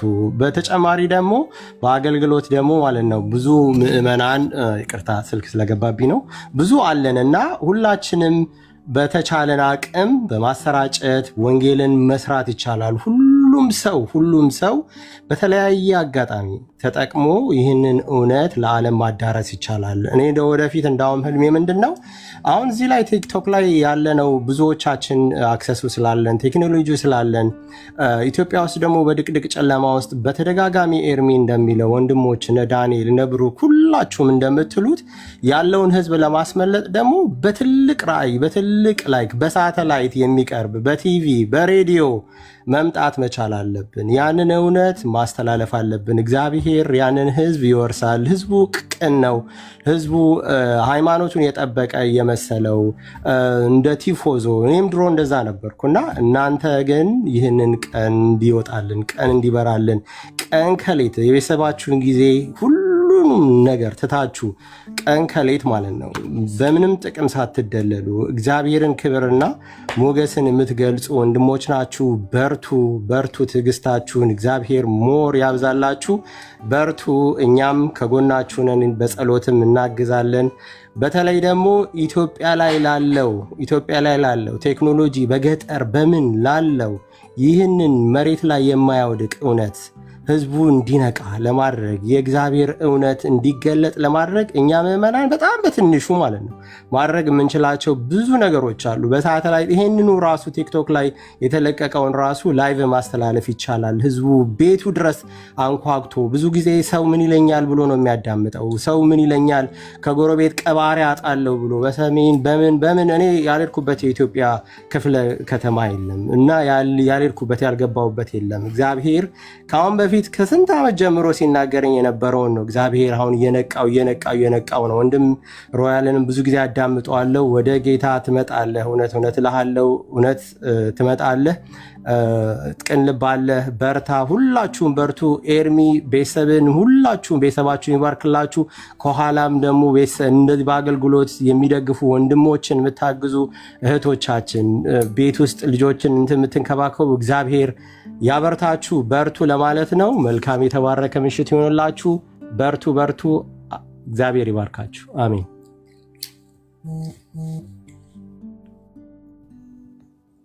እሺ፣ እግዚአብሔር ባርክ። ተባረኩ። እንግዲህ ኒው ይርን የምትቀበሉ ወዳጆቻችን እንኳን ለአዲሱ ዓመት እግዚአብሔር በሰላም አደረሳችሁ። ሃፒ ኒው ይር ብለናል። ወንድምነት ቴንኪ ወንድምነት፣ ተባረኩ። ጸጋ ይብዛላችሁ ወንድማችን። ጌታ እግዚአብሔር ይባርክ። ተባረክ። ስለ ጌታ ማዳን ለእግዚአብሔር ክብር ይሁን። ትልቁ ትንቅንቅ ያለው እዚህ ነው። ብዙዎች ምን እንደሚረዱ ባላቅም ትልቁ ትንቅንቅ፣ ትልቁ ጦርነት ያለው እዚህ ነው። መረቦቻችሁን ወደ ጥልቁ ጣሉ የተባለው ወደዚህ ነው። ግን ይህንን የቲክቶክ አካውንት የሚሆን ሌሎችን የሶሻል ሚዲያን ተጠቅሞ የኛ የወንጌላውያን አማኞች እንደሚገባ ወንጌል ሰበክንበት ወይ ወጥተንበት ተብሎ ግን ቢባል እውነት ለመናገር ስራ አልተሰራበትም ነው እኔ ብዬ የምለው። አይታችሁ ከሆነ ቀን ሳለ የሰጠኝን ስራ ልፈጽም ይገባኛል ብሎ እንዳለ ሰዎች ጌታን እንዲቀበሉ የሚያደርግን የወንጌል እውነት ስንቶች ናቸው እዚህ ሶሻል ሚዲያ ላይ የሚሰብኩ? በጣት ይቆጠራሉ። በጣት ራሳችሁ ታውቋቸዋላችሁ። ወንጌል የሚሰብኩ ነው ያልኩትኝ ለአዳዲስ ሰዎች ወደ መዳን እንዲመጡ፣ ልክ አሁን ወንድማችን እንደመሰከረው አይነት ወደ መዳን እንዲመጡ የሚያደርግን ስንቶች ናቸው እያደረጉ ያሉት? ታውቁታላችሁ። ከእንደነኛ አይነት ሰዎች ጋራ ለወንጌል ስራ ስንት ሰው አብሮ ቆሟል ተብሎ ስንት ቤተክርስቲያን አብሮ ቆሟል። እውነት እዚህ የእግዚአብሔር መንግስት ስራ እየተሰራ እንደሆነ ያውቃሉ? ያያቁሙ? ያውቃሉ። ግን ስንቶች አብረው ቆሟል ብላችሁ ብትሉ እኔ ምስክር ሆናለሁ። አንድም ቤተክርስቲያን አብሮ ከመቆም አይነት አኳያ አንድም ቤተክርስቲያን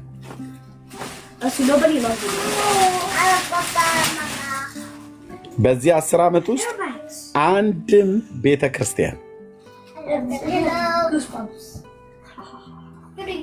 የለም።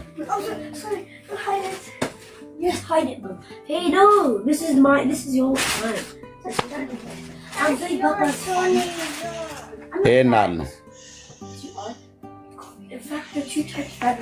አንድም ባለሀብት የዚህ ዓለም ገንዘብ ያላቸው ሰዎች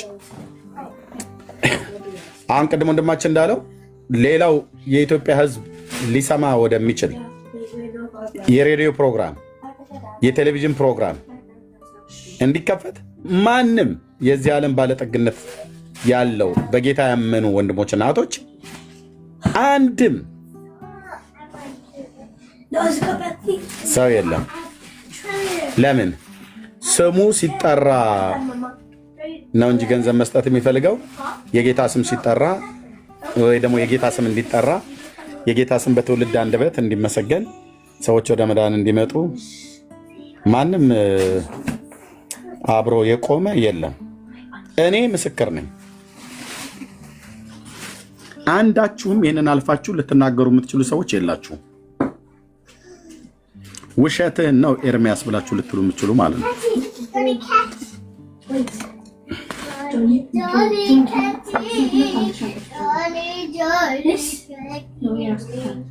ለዚህ ነው እኔ አሁን በቤተ ክርስቲያን መባና ስርዓት ላይ የሚጸለይ በዓለም ዙሪያ ያለ ጸሎት ፌክ የሆነ ጸሎት ነው ብዬ የምለው። በየትኛውም የኛ የወንጌላውያን አማኞች ቸርች ውስጥ ስለሚሰበሰብ መባ ስለሚሰበሰብ አስራት የሚጸለይ ጸሎት ፌክ የሆነ ጸሎት ነው ብዬ የምለው። በዛ ጸሎት ውስጥ እንዲህ ተብሎ ስለሚጸለይ ማለት ነው። ጌታ ሆይ ይህንን መባና አስራት ለወንጌል ስራ እንዲውል ለተቀመጡ መሪዎች በአግባቡ እንዲጠቀሙበት ማስተዋልን ስጣቸው ይላል ተብሎ ይጸለያል። ከዛ ያ ገንዘብ ነው የሚሆነው።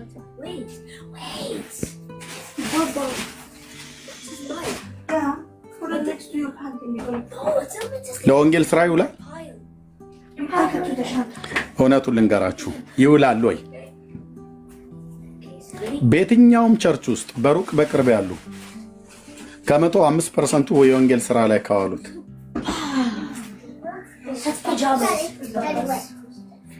ወንጌሉ በኃይል እንዲሮጥ እባካችሁ የገንዘብ እርዳታ እና እገዛ እንድታደርጉ ለቤተ ክርስቲያን ብሎ ይላል።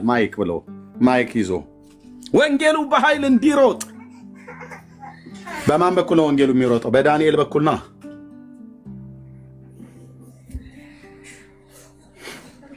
እግዚአብሔር በጠራቸው ሰዎች በኩልና ወንጌሉ በኃይል የሚሮጠው ምን ማለት? በኃይል እንዲሰራ ማለት ነው። እዚህ የምንናገረውን ነገር ሁሌ እንደምለው የኢትዮጵያ ሕዝብ ሊሰማበት በሚችል ሬዲዮ፣ የኢትዮጵያ ሕዝብ ሊሰማበት በሚችል ቴሌቪዥን ፕሮግራም ላይ በእያንዳንዱ የጓዳው ቤት ላይ ቢገባ አረብ ሀገር ውስጥ የተቀመጡ እህቶቻችን ናቸው እኮ ዳውንሎድ አድርገው ለቤተሰቦቻቸው ልከው በሲዲ አስገልብጠው ለቤተሰቦቻቸው ልከው ገጠር ተሰምቶ ኤርሚያስ ባንተ ስብከት ሰምተው ባሌ ውስጥ ጌታን ተቀበሉ። ባሌ ክፍለ ሀገር ላይ የዳንኤልን ስብከት ሰምተው ጅማ ላይ ጌታን ተቀበለች። ቤተሰቦቼ በጣም ደስ ብሎኛል፣ ምን ጉድ ውስጥ ነው ያለኑ ብለው እስኪሉ ድረስ ነው የሆነው። እባክህ ኤርሚ በርታ። እናንተ ናችሁ እጃችሁ እስኪላጥ ድረስ ታብና ኮፕሊንግ ሼር የምታደርጉት።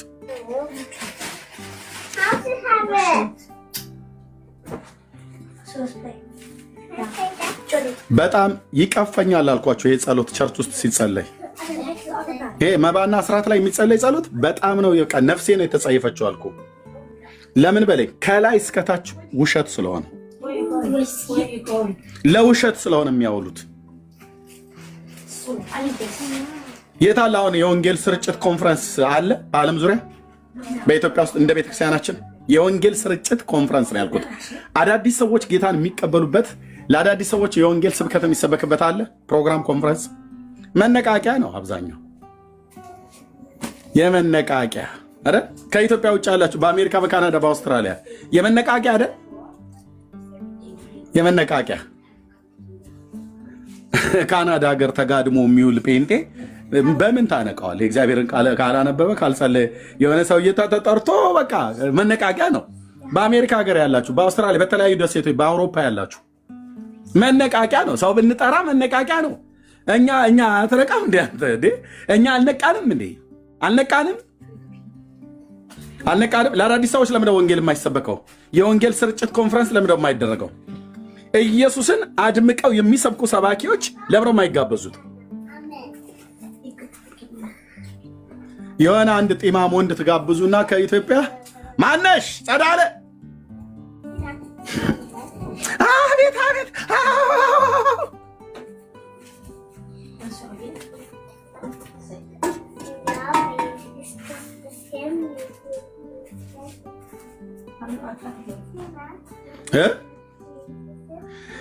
ስሙ ሲጠራለት ነው እንጂ ትውልዱ የሚያብደው የጌታ ስም ሲጠራ አይደለም የሚደሰተው። ስማችን በጉባኤ ሲጠራ ስማችንን ለጠራው አገልጋይ ያለ የሌለውን አሟጠን እንሰጣለን። የእግዚአብሔር ልጅ ግን ለሚሰብኩ ሰባኪያን ይሄ ዛሬም የጀመረ አይደለም። በእርግጥ በድሮም ዘመን የነበረ በጳውሎስም ዘመን ማለት ነው።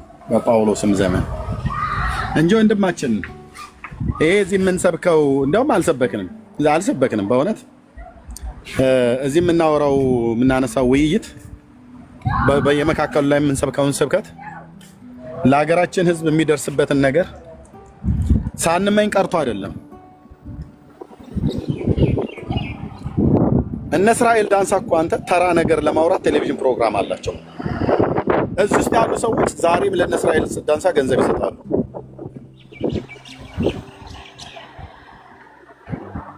ተራ አጭበርባሪዎች ለሆኑ ማለት ነው። ለምን? ስማቸውን ስለሚጠራላቸው ፓስፖርታቸውንም እያነበበ በግምትም ይኸው ማለት ነው።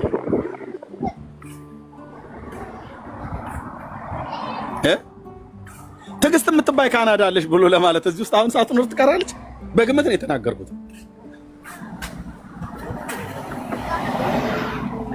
እና የወንጌሉ ስራ ቸርች ሄጄ እኔ ልሰማው ከማልፈልገው ጸሎት አንዱ ይሄ ጸሎት ነው። ከኢትዮጵያ ጀምሮ ነው እኔ ያየሁት። አሁን ያለሁበት ቸርች ብቻ ነው እያልኩ አይደለም። አሁን ያለሁበት ቸርች በምን አይነት አገልግሎት ፓስተሬ እንደሚያገለግል እኔ ያውቃለሁ። ምስክር ነኝ። ጌታ የኢየሱስ ምስክር። በምን አይነት የጽድቅ ህይወት እንደሚያገለግል አውቃለሁ።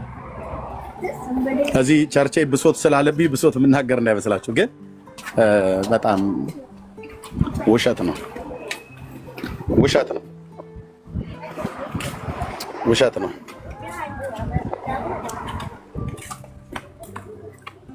ግን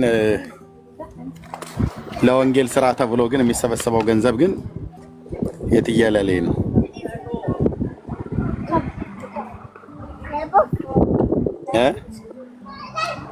እኔ አንዳንዴ መጽናናት የሚሆንልኝ እንኳን እኔ ያ ታላቅ ሐዋርያ እንኳን ጳውሎስ በዘመኑ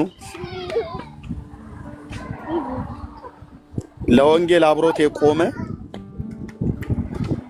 አንድ ቤተክርስቲያንና አንድ ቤተሰብ ብቻ ነበረ። የሄኖሶፍር ቤተሰብና የፊልጵስዩስ ቤተክርስቲያን። ሼሞን አስ በእውነት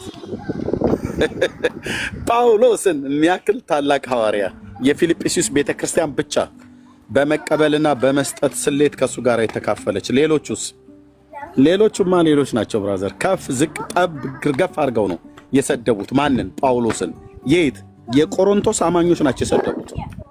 አንተን ብሎ ሐዋርያ፣ ድንቄም ሐዋርያ፣ ደግሞ ሐዋርያ ነኝ ብለህ ትላለህ እንዴ አንተ? ከዋኖቹ አላንስም እያለ ደግሞ በሐዋርያ ነኝ ብለህ ትላለህ አንተ? አንተም ብሎ ሐዋርያ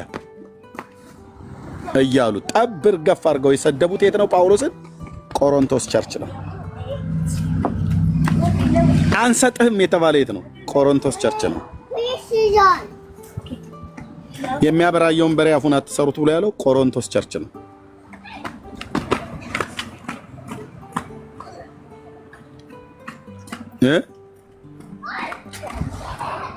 ይሄ ነው የእግዚአብሔር ሕዝብ ታሪክ። ይሄ ነው ቆሮንቶስ ቸርች ነው።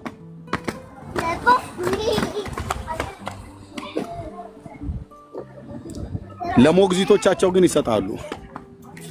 በክርስቶስ አላፍ ሞግዚቶች ቢኖራችሁ፣ እኔ ግን በክርስቶስ ኢየሱስ ወንጌል አላፍ ሞግዚቶች ቢኖራችሁ በክርስቶስ ኢየሱስ ወንጌል ግን እነሱ አልወለዷችሁም፣ የወለድኳችሁ እኔ ነኝ እያላቸው ነው። ይህንን ጳውሎስን ነው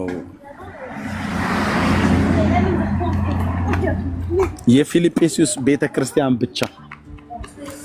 ግቡና አዲስ ኪዳን መጽሐፍትን አንብቡ። 14 መጽሐፍ የጻፈ ጳውሎስ የፊልጵስዩስ ቤተክርስቲያን ብቻ በመስጠትና በመቀበል ስሌት። የአፍሮዲጡ የሄኖሶፍር ቤተሰብ የተባሉት በሱ በኩል ስጦታ ተደርጎ ወደ ሮሜ ተልኮለት ነው። ፈልጎ አገኘኝ ይላል። አይ ቲንክ ሌላ የአቂላና ጵርስቅላ የሚባሉ ባልና ሚስት አብረው ደንኳን በመስፋት ከሱ ጋር ነበሩ። ቸርችስ የት ነው ያለችው? ቆላሲያስ፣ ሜቄዶኒያ፣ አኪያ፣ ገላትያ፣ እነ ሰምርኔስ፣ እነ ሰርዴስ፣ እነ ቲያጥሮን አስራት ይሰበስባሉ። ለጳውሎስ አይሰጡም።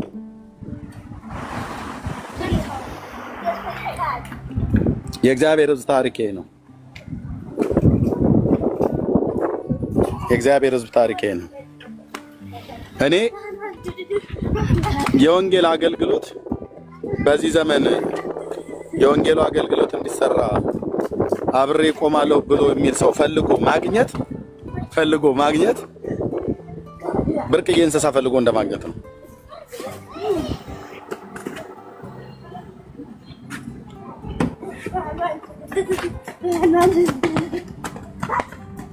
በዚህ ትውልድ መካከል ወንድሞች እናቶቼ በጽድቅ ማገልገል አላዋቂነት፣ ፋራነት ነው። በጭሉሌነት በብልጣብልጥነት መዝረፍ ሰውን በእውነት ይሄ ጌታ ሰው ነው ተብሎ ይባላል።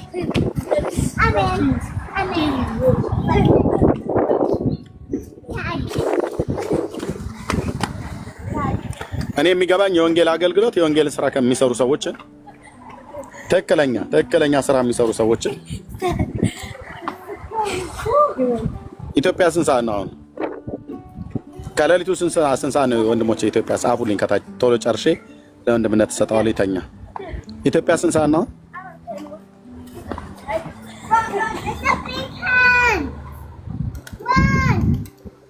ሳያዩ የቀሩ እንዳይመስሏችሁ 9 ሰዓት ከ35 አይደል? ወንድምነት እዚህ ነው ያለው። ልጆች አሉት፣ ሚስት አለው። ከዚህ ሲወጣ አሁን ስንት ብር ይዞ ይወጣል? እሴ ብሩን ተመን ጻፉልኝ። ስንት ብር ይዞ ይወጣል? እዚህ አሁን በቆየበት ቆይታ ስንት ብር ያገኛል? እሺ ጻፉልኝ። ሰዓቱን ተውት።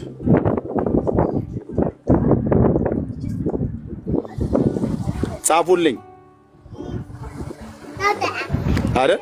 ዜሮ አይደል? ናቲንግ አይደል? የወንጌል ስራ ይሩጥ ማለት ዳንኤል ይልማን አብሮ መቆም ማለት ነው።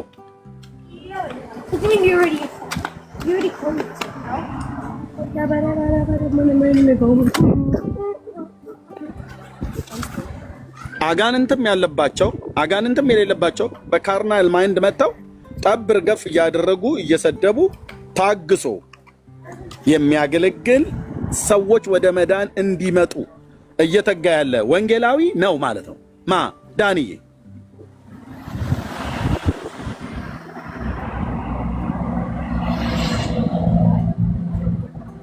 እሱና እሱን መሰል ወንድሞች እነ ብሩኬ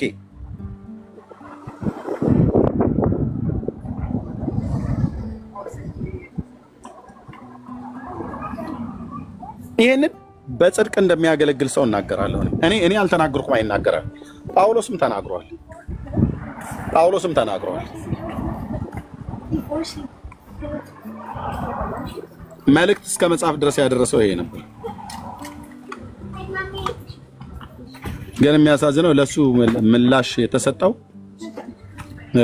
አይመለከትም፣ አንተን አያገባህም ነበረ። ስለዚህ ነበረ የድንኳን ወደ መስፋት የገባው የዘንድሮ ንፉግ ጴንጤ። ጳውሎስ ድንኳን እየሰፋ አገልግሏል፣ እናንተ ለምን ድንኳን እየሰፋችሁ አታገለግሉም ብለው ይለዋል። ሰማያዊ ጥሪ የደረሰው ሰው ግን በምን አይነት መንገድ ውስጥ እንደሚያልፍ እኔ ምስክር ነኝ። ስለ ብዙዎች ጌታን እያገለግሉ በጽድቅ ስላሉ ሰዎች ምሳሌ ሆን ዘንድ ይሄን እናገራለሁ። ኖ አሁን አትስት ብራዘር፣ አትስቱ። ቴንክ ዩ አትስቱ። አሁን ኦኬ። ይሄ የቲክቶክ ሲሳይ ነው። 10ኛው ዓመቴ ላይ ቆሜ ነው የምናገረው። ጴንጤ ወንጌል አይወድም ብዬ ብል ምሬት አይደለም የምናገረው። ሳያዩን ቀርተው እንዳይመስላችሁ። በካናዳ፣ በአውሮፓ፣ በአሜሪካ የተቀመጡ ትልልቅ ፓስተሮች ከነሚስቶቻቸው ጭምር ይሰሙናል። እዚህ ይሰማሉ። በሚስቶቻቸው በኩል የአንዳንዶቹ ምስጋና ሁሉ ይደርሰኛል። ጌታ ይባርከው። ብዙ ሰዎች ጌታን መጥተው ተቀበለዋል። እዚህ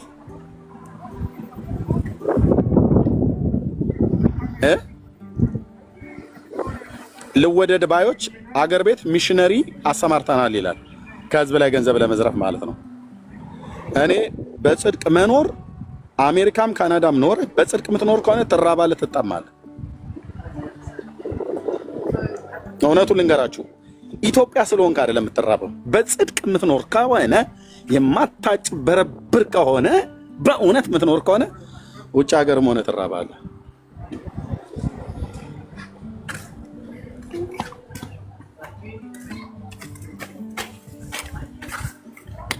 እና ጸልዩልን እግዚአብሔር ሰዎችን እንዲሰጠን። እኔና ወንድምነት እያወራን ነበር አንዳንድ ጉዳይ ላይ ጌታ ራእይ ሳይሰጠን ቀርቶ እንዳይመስላችሁ፣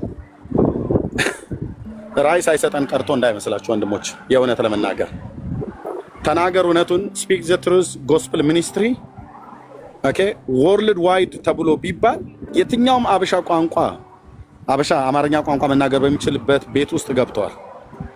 ኢንተርናሽናል ብዬ ግን ማጭበርበር አልፈለኩም። በጽድቅ ግን ወደ ህዝብ የሚደርስበትን ትልቅ ራእይ እግዚአብሔር ሰጥቶኛል። ያ ራእይ ግን የሚወለድበትን እግዚአብሔር ትውልድን ሁሉ ሲያስነሳ ነው።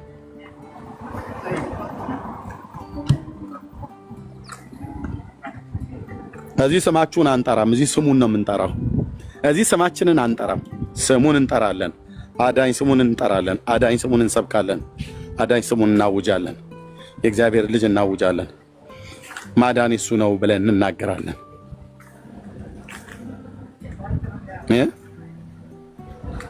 በጽድቅ የሚያገለግሉ ስንት አገልጋዮች ማለት ነው።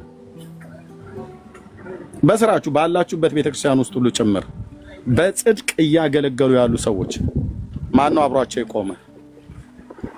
በተለይ ይሄ የወንጌላውያን የሚባለው ቢሮ ወይ ደግሞ የጸጋ ስጦታ በቸርች ውስጥ እኮ የተናቀ እኮ ስጦታ እኮ ነው። ታውቃላችሁ አይደል? በእኛ በወንጌላውያን አማኞች የተከበረ ተብሎ የሚባለው የአገልግሎት ስጦታ ምንድን ነው? ነብይነትና ሐዋርያነት፣ ፓስተርነት ነው። ለምን? ስለሚያበላ። ምንድነው የሚያበላው? ኤርሚያስ ያው ፓስተር ሳይሆን ፓስተር ነኝ ብሎ ራእይ ብሎ ይጀምራል። 8 እና 9 ሰው ይዞ ቸርች ብሎ ይጀምራል። ከዛስ ከመንግስታትም የሚለቀቅለት ፈንድ አለ። ከዛም ደግሞ ከነዛ ደግሞ ሰብስቦ የሚያደርገው ነገር አለ። ወንጌላዊነትስ የለም፣ ነቲንግ። ወንጌላዊ ሲታይ በቃ የእግዚአብሔርም ሰው አይመስልም። አረ አይደል ወይ?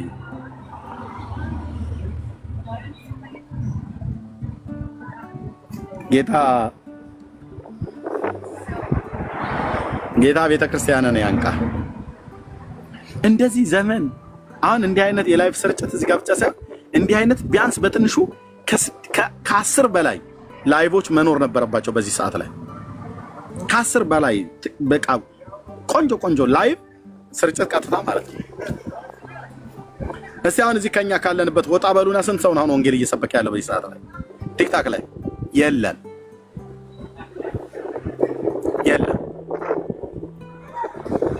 ግማሹ ሳይጠራ ስራውን እየሰራ ነው ወጥቶ ቲክታክ የሚከፍተው። ጥሪ ደርሶት አይደለም፣ ስራቸውን እየሰሩ ጥሩ ነው። ስራቸውን እየሰሩ ማገልገል ማለት ነው። ግን ጥሪ ደርሷቸው አይደለም።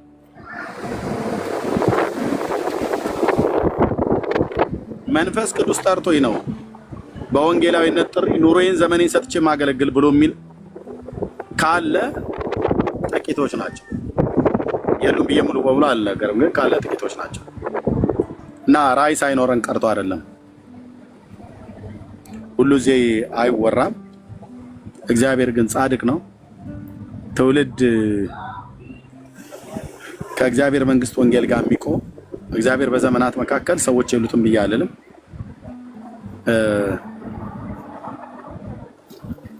ጌታ ግን አዋቂ ነው።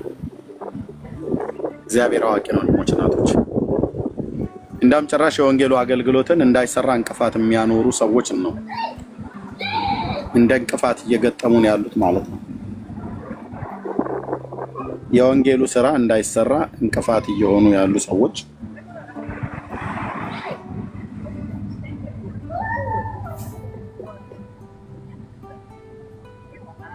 እና እግዚአብሔር ይባረክ።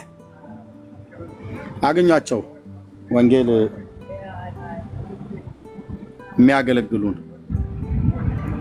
እነማን ብለህ ካልከኝ ዳንኤል ይልማ አለ፣ እነ ብሩኬን ስንት ሰዓት ታገኟቸዋላችሁ? እዚህ ደውላችሁ ታውቃላችሁ?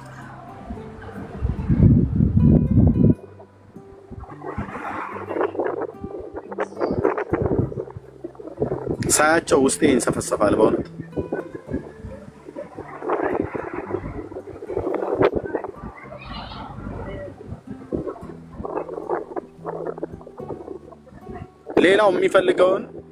ሌላው የሚፈልገውን ሲያገኝ ትቶ ሄደ።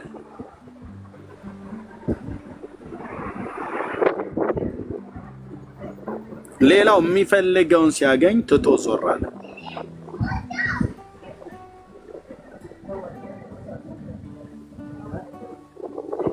ቴንክ ዩ። ጸጋ ይብዛላችሁ። ተባረኩ። ቴንክ ዩ ኤርሚ። ለዛ ህዝብ እግዚአብሔር ይደርስለታል። በሬዲዮ ፕሮግራም ሲሼልስ ላይ ድሮ እንደሚሰማ የሬዲዮ ፕሮግራም እንኳን አጠቃላይ ኢትዮጵያና ኤርትራ ውስጥ ሊሰማ፣ ኤርትራ እንኳን ዘግቶ ሊሆን ይችላል መንግስቱ፣ ግን ኢትዮጵያ ውስጥ እንኳን ይሄ ነገር እንዲሰማ የቴሌቪዥን አይደለም የሬዲዮ ፕሮግራም እንኳን ኖሮ በሰሙት ለሬዲዮ ፕሮግራም በሚመጥን አይነት መልክ መጽሐፉን በምዕራፍ በገጽ እየነገረን እያነበብንላቸው ከመጽሐፍ ቅዱስ ጋራ እንዴት እንደሚጣላ ብንነግራቸው ገበሬው ሁሉ በሰማ ነበር። ሲሸልስ ሬዲዮን እየሰሙ ጌታን የተቀበሉ ስንቶች ነበሩ ድሮ። አሁን አለ በሬዲዮ ስብከት ሰምታችሁ ታውቃላችሁ? ስለ ኢየሱስ ክርስቶስ ማዳን በቴሌቪዥን አሁን የነቢያቱ ቴሌቪዥን የሚባለው ላይ ኢትዮጵያ ውስጥ ቴሌቪዥን የሌለው ነብይ ማን አለ? ከግማሽ ሚሊዮን በላይ እኮ ነው የሚከፍሉት። በወር ነው በ6 ወር ምናምን ነገር።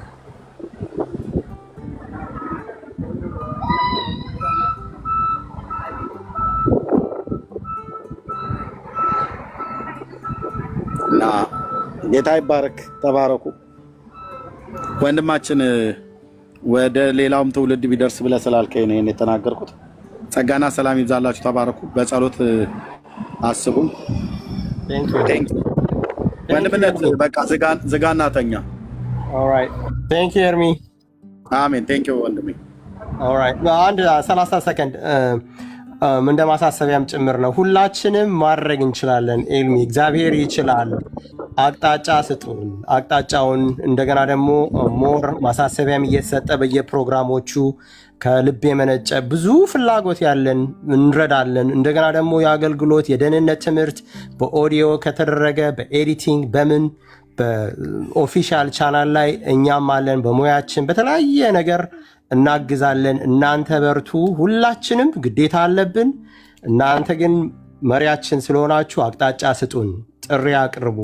ሁልጊዜ ህዝቡም ላይ ካላረለ እንዴት አቅጣጫ እንደሚደረግ አቅጣጫ መስጠት አለባችሁ። ያንንም አቅጣጫ ስትሰጡ ህዝቡንም ስለምትመሩ በተለያየ ቤተክርስቲያን ደግሞ አሁን በውጭ ያላችሁም ደግሞ ወጣትም በምንም አገልግሎት የምትኖሩ እንደዚህ አይነት አገልግሎት እንዳለ እያወቃችሁ ከጎን እርዳታ ማድረግ ላይክ ሰፖርት ማድረግ አለባቸው። አገልግሎት ሲባል ወጥቶ ብቻ መስበክ ብቻ ሳይሆን ሳይለንት ላይክ ጦርነቱ ከባድ ነው። ይሄ ሁላ እንዳይደርስ የሚደረገው ሌላ ነገር አይደለም፣ ፈተና ነው፣ ውጊያ ነው፣ የጨለማው ስርዓት ውጊያ ነው እንዳይደርስና ያንን መስበር እንችላለን፣ በጋራ እንችላለን። ኢየሱስ ይችላል። በርቱ።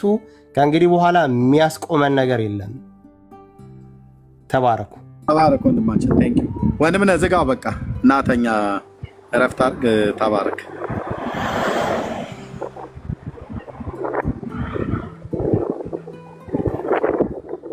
ዳኒ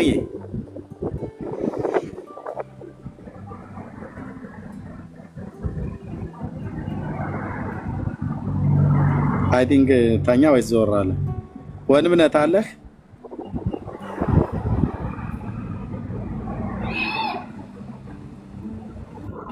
ተኝቶ ይሆን ኤርሚዬ?